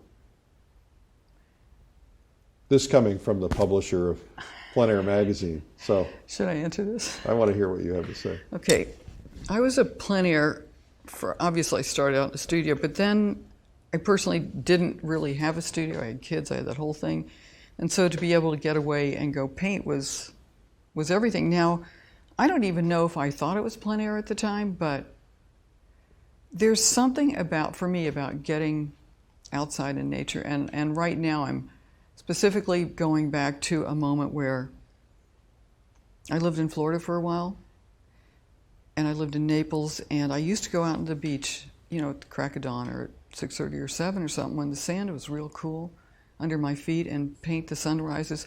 Not the sunrise so much, but the color that the water turns, the light at that time of day is so beautiful. And I've been in love with water ever since, but the feeling of like the cool sand under my feet, because I had to take my shoes off in the sand, and the coolness in the air and the color of the light, plein air to me, I have goosebumps right now. Plein air to me is a full body experience. I am seriously having chills. It's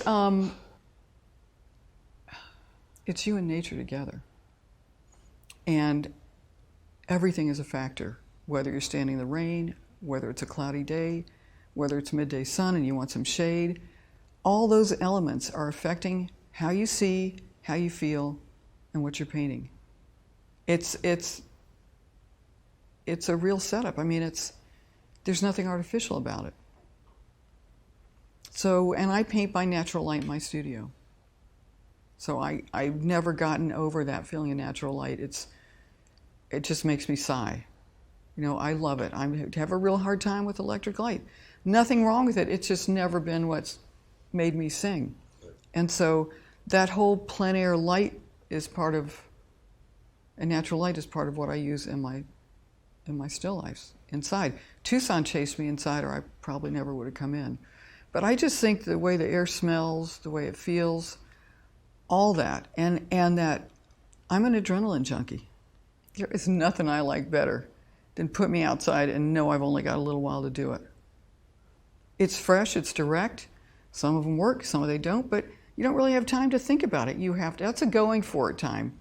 Having said that, I'm really thoughtful about where I'm setting up, and I think about it before I start. I have to get just the right place when I'm out there. If I have to move 2 inches, I'll move 2 inches, but it has to be just right. Right. So do most of the studio paintings come from plein air studies? No. No? But they come from life? They come from life. I have done a few plein air studies and made them into studio paintings. Usually they're commissions. My reaction is so immediate when I'm actually in front of something. I can go back into the studio and tweak a painting, but I haven't yet learned how to get the feeling that I have in my plein air study into another canvas. I think I'm missing something there, and I probably should. But it's so exciting when you're out there. Mm-hmm. But you factor things that you learn out there, or maybe there's something I see that I like that I want to take into something else. But chances are I'll find a different situation to paint it in.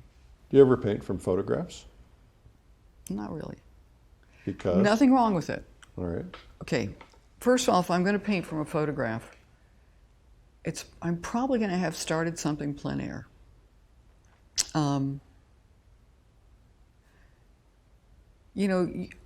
tell my students if they're going to use a photograph, it has to be one that you took because the darks are too dark, the lights are too light. It's not real, and I can tell pretty easily when someone has worked just from a photograph because of the contrast. But again, it's who I am. I have I did a painting. I was actually in France a few years ago, and I painted this it might have been a monastery. I'm not sure what it was, but it was probably part of a monastery, and it had a round building and the old tile roofs, and I painted all these red flowers growing over it, and she sold it like that, and she said, "Can't you paint another one of those?" And I said, "I don't think so, because I don't do my things twice, you know." But she bugged me for a long time, and I thought, well, maybe if I have the photo, I can do another one. It'll be different, but it'll be the same subject matter. So I went and looked in the photo. I don't know where I got those flowers. There were I just had them bursting over everything. And I looked at the photo, and there were a few red flowers. But when I was out there, they were larger than life. Right. So I saw things so differently. And the funny thing for me is I'll be out, and of course we all have phones now, so it's easy to, if you're painting outside, you take a picture of what you're painting. I come back in and I think I must be a split personality or crazy. My painting doesn't look anything like the photograph. So I'm not real good at that. Can it be done? Yes. I have so many photos on my phone and paintings starting, so I think I'm going to go back and use it. And I can't say that I never do, but I actually now have a monitor set up if I'm going to do that, because it needs to be larger than life for me. Well, and it something about a photograph, you can be standing in front of a mountain and you can feel the ominous sense of that mountain. Right. And you take a photograph of it and it looks like it's, this big and far, far away. You don't feel it. Right. So I just recently this year got a monitor, and I have reference photos I've put up. I'm not, they've been for florals or maybe a Venice scene or something, but I'm not going to copy the flower in it, but I want to see maybe what was happening with the light. I can tell you this much: the lights are all too light in them and the darks are all too dark.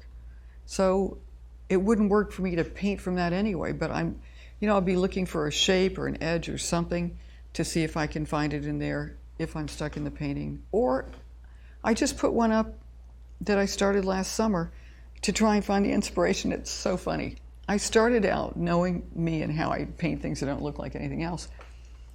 I put this image up on my monitor, and I kept thinking, where on earth did I get this painting out of that image? And I had to actually think back to where I was when I painted it.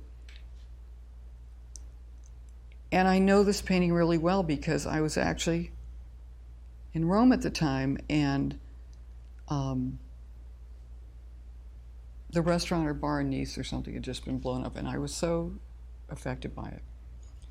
And I remember thinking, while I'm trying to paint, while I'm feeling the emotions about the insensitivity and the insanity of what was going on out there, I was thinking of this painting. So I actually I figured out what the date was when that was happening, and I actually went through my phone by the dates and ended up finding the photos I took of this setup that were not the one that I thought I'd painted from. I had to really backtrack to figure it out, because I know myself. I may set something up, but it doesn't look anything like it to some extent.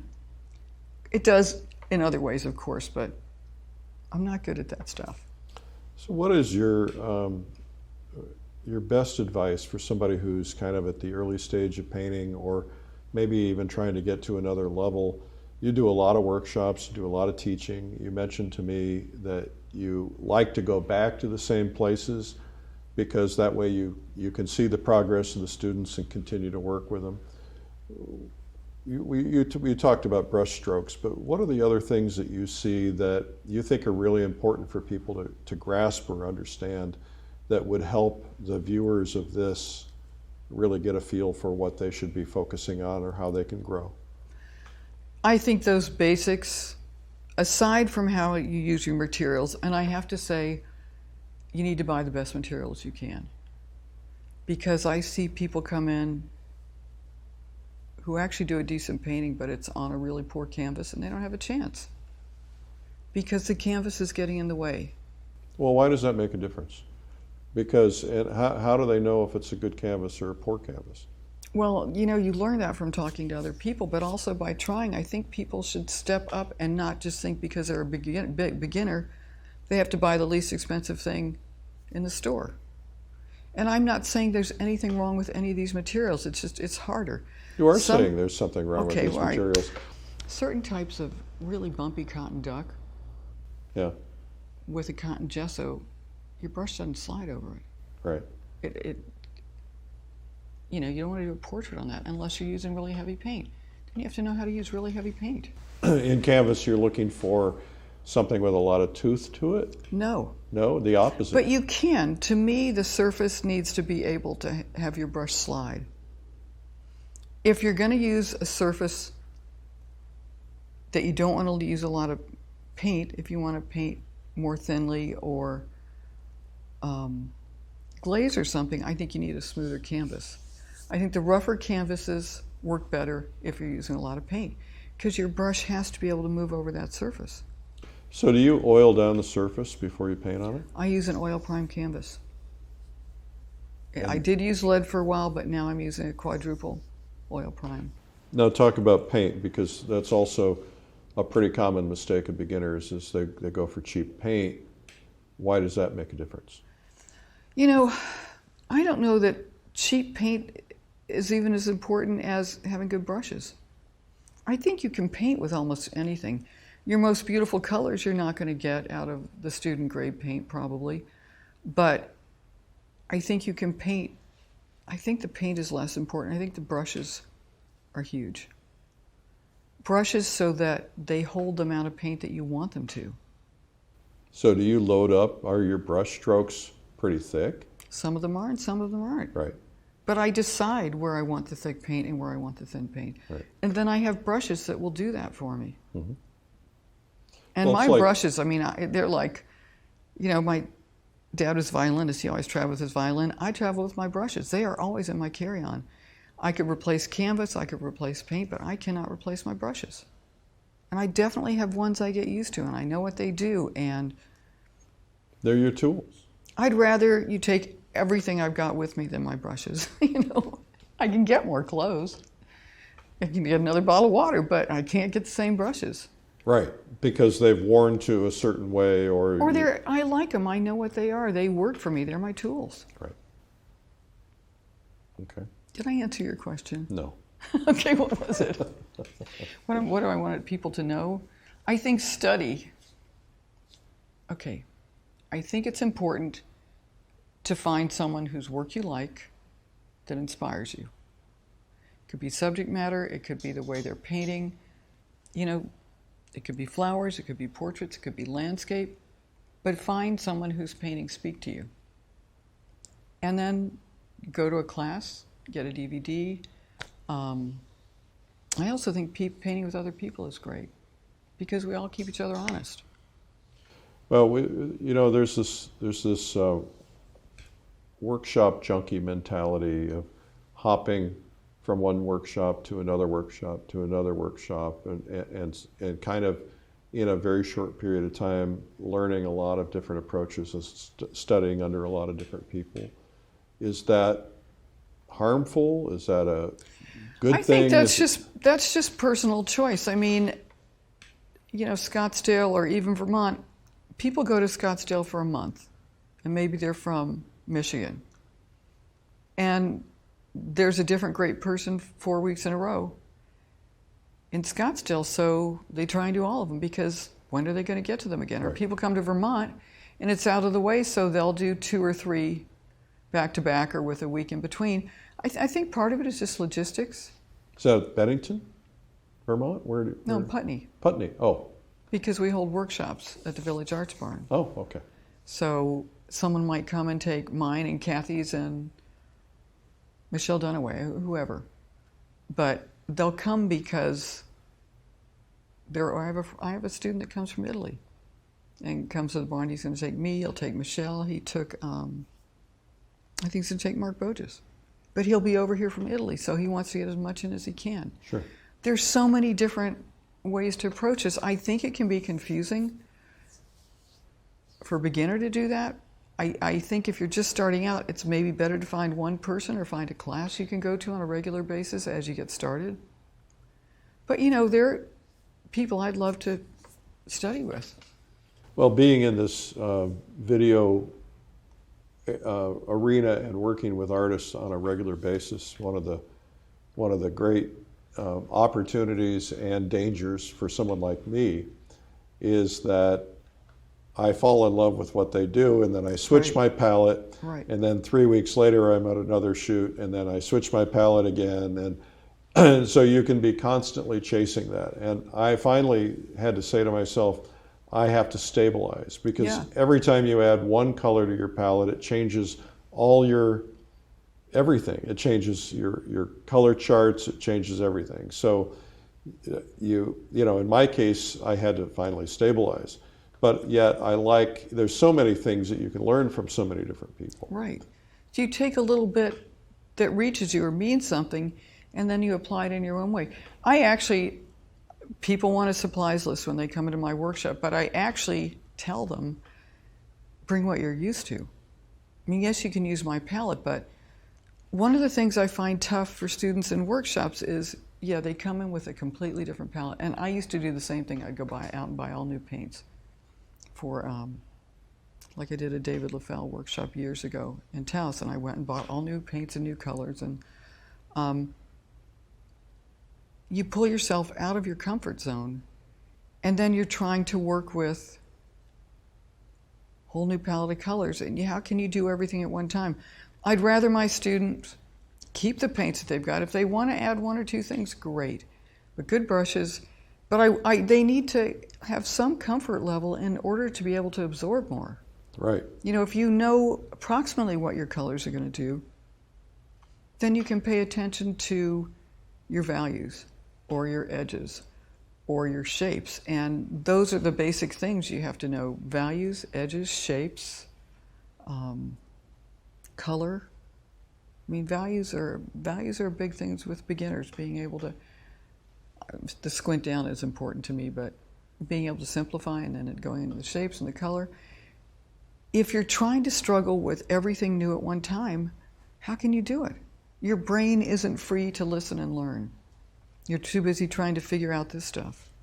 Do you do value studies, or do you ask your students to do value studies? You're painting with basically a black and white or a brown and white? Depending on the situation, yes. Yeah. You have mentioned, while we've been talking today, you mentioned you lived in Tucson, in Florida. You said something about painting in, I think you said painting in Venice. You move around a lot. Is the FBI chasing you? Yeah, no.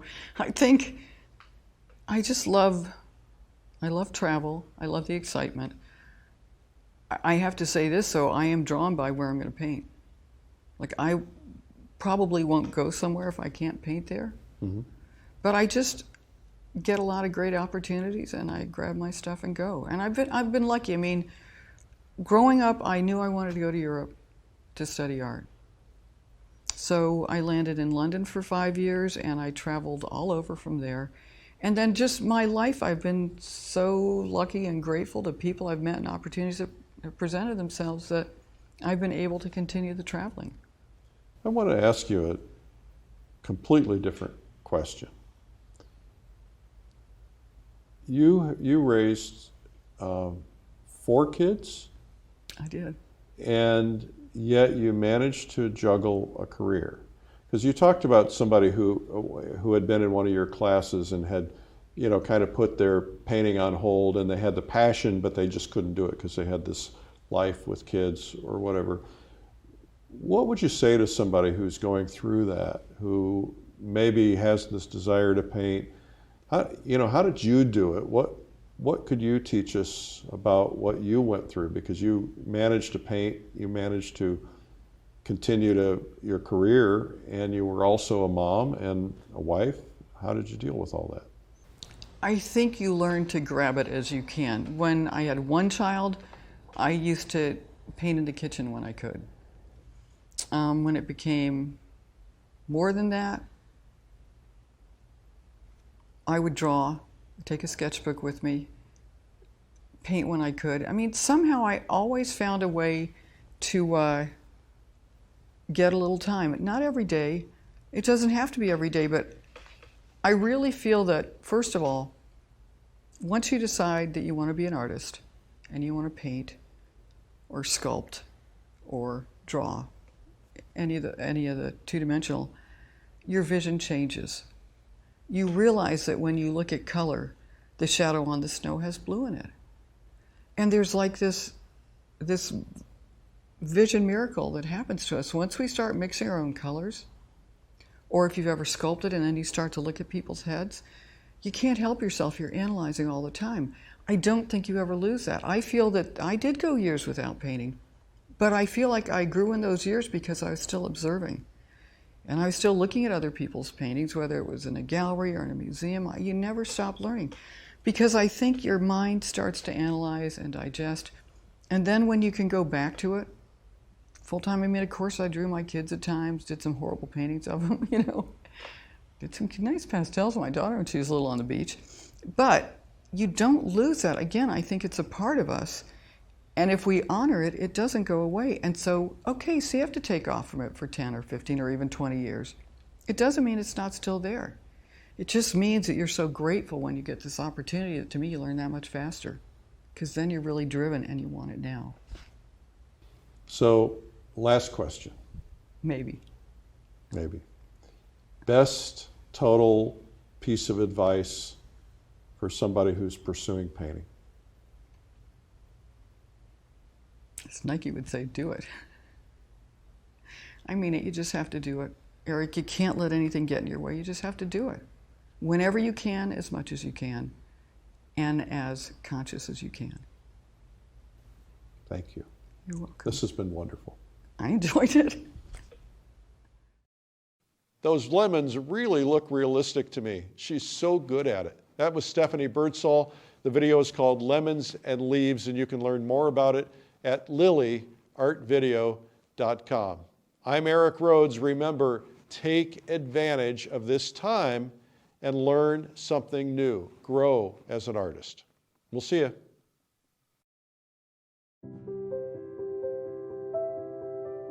The finest homes and the best museums are filled with still life paintings.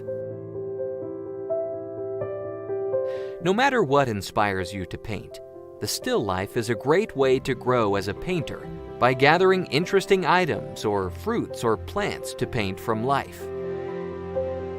Not only does painting a still life help you master light, perspective, and color in a whole new way, the more you do it, the more you'll be able to understand the world around you. With master artist Stephanie Birdsall, learning to paint great still lifes is a shortcut to becoming a fearless painter. Now, in this all-new video course, she will show you how to create a stunning still life painting, from setting up the scene to make a beautiful composition, to making the final brushstrokes, all using one of her favorite subjects, the lemon. Hi, I'm Stephanie Birdsall. I've just finished filming a new instructional DVD. My subject matter is lemons and leaves because I love lemons and leaves. And I'll walk you through my process of setting up, how I tweak my still life, the problems I run into, the thoughts I have, how I paint, how I walk my way through my painting, and I look forward to sharing it with you. It's been a great experience. In Lemons and Leaves, the natural still life, you'll discover why it's important to create a happy marriage between the objects in your painting and how to make it happen. The steps for figuring out what's wrong when your painting feels off and what to do when you figure it out.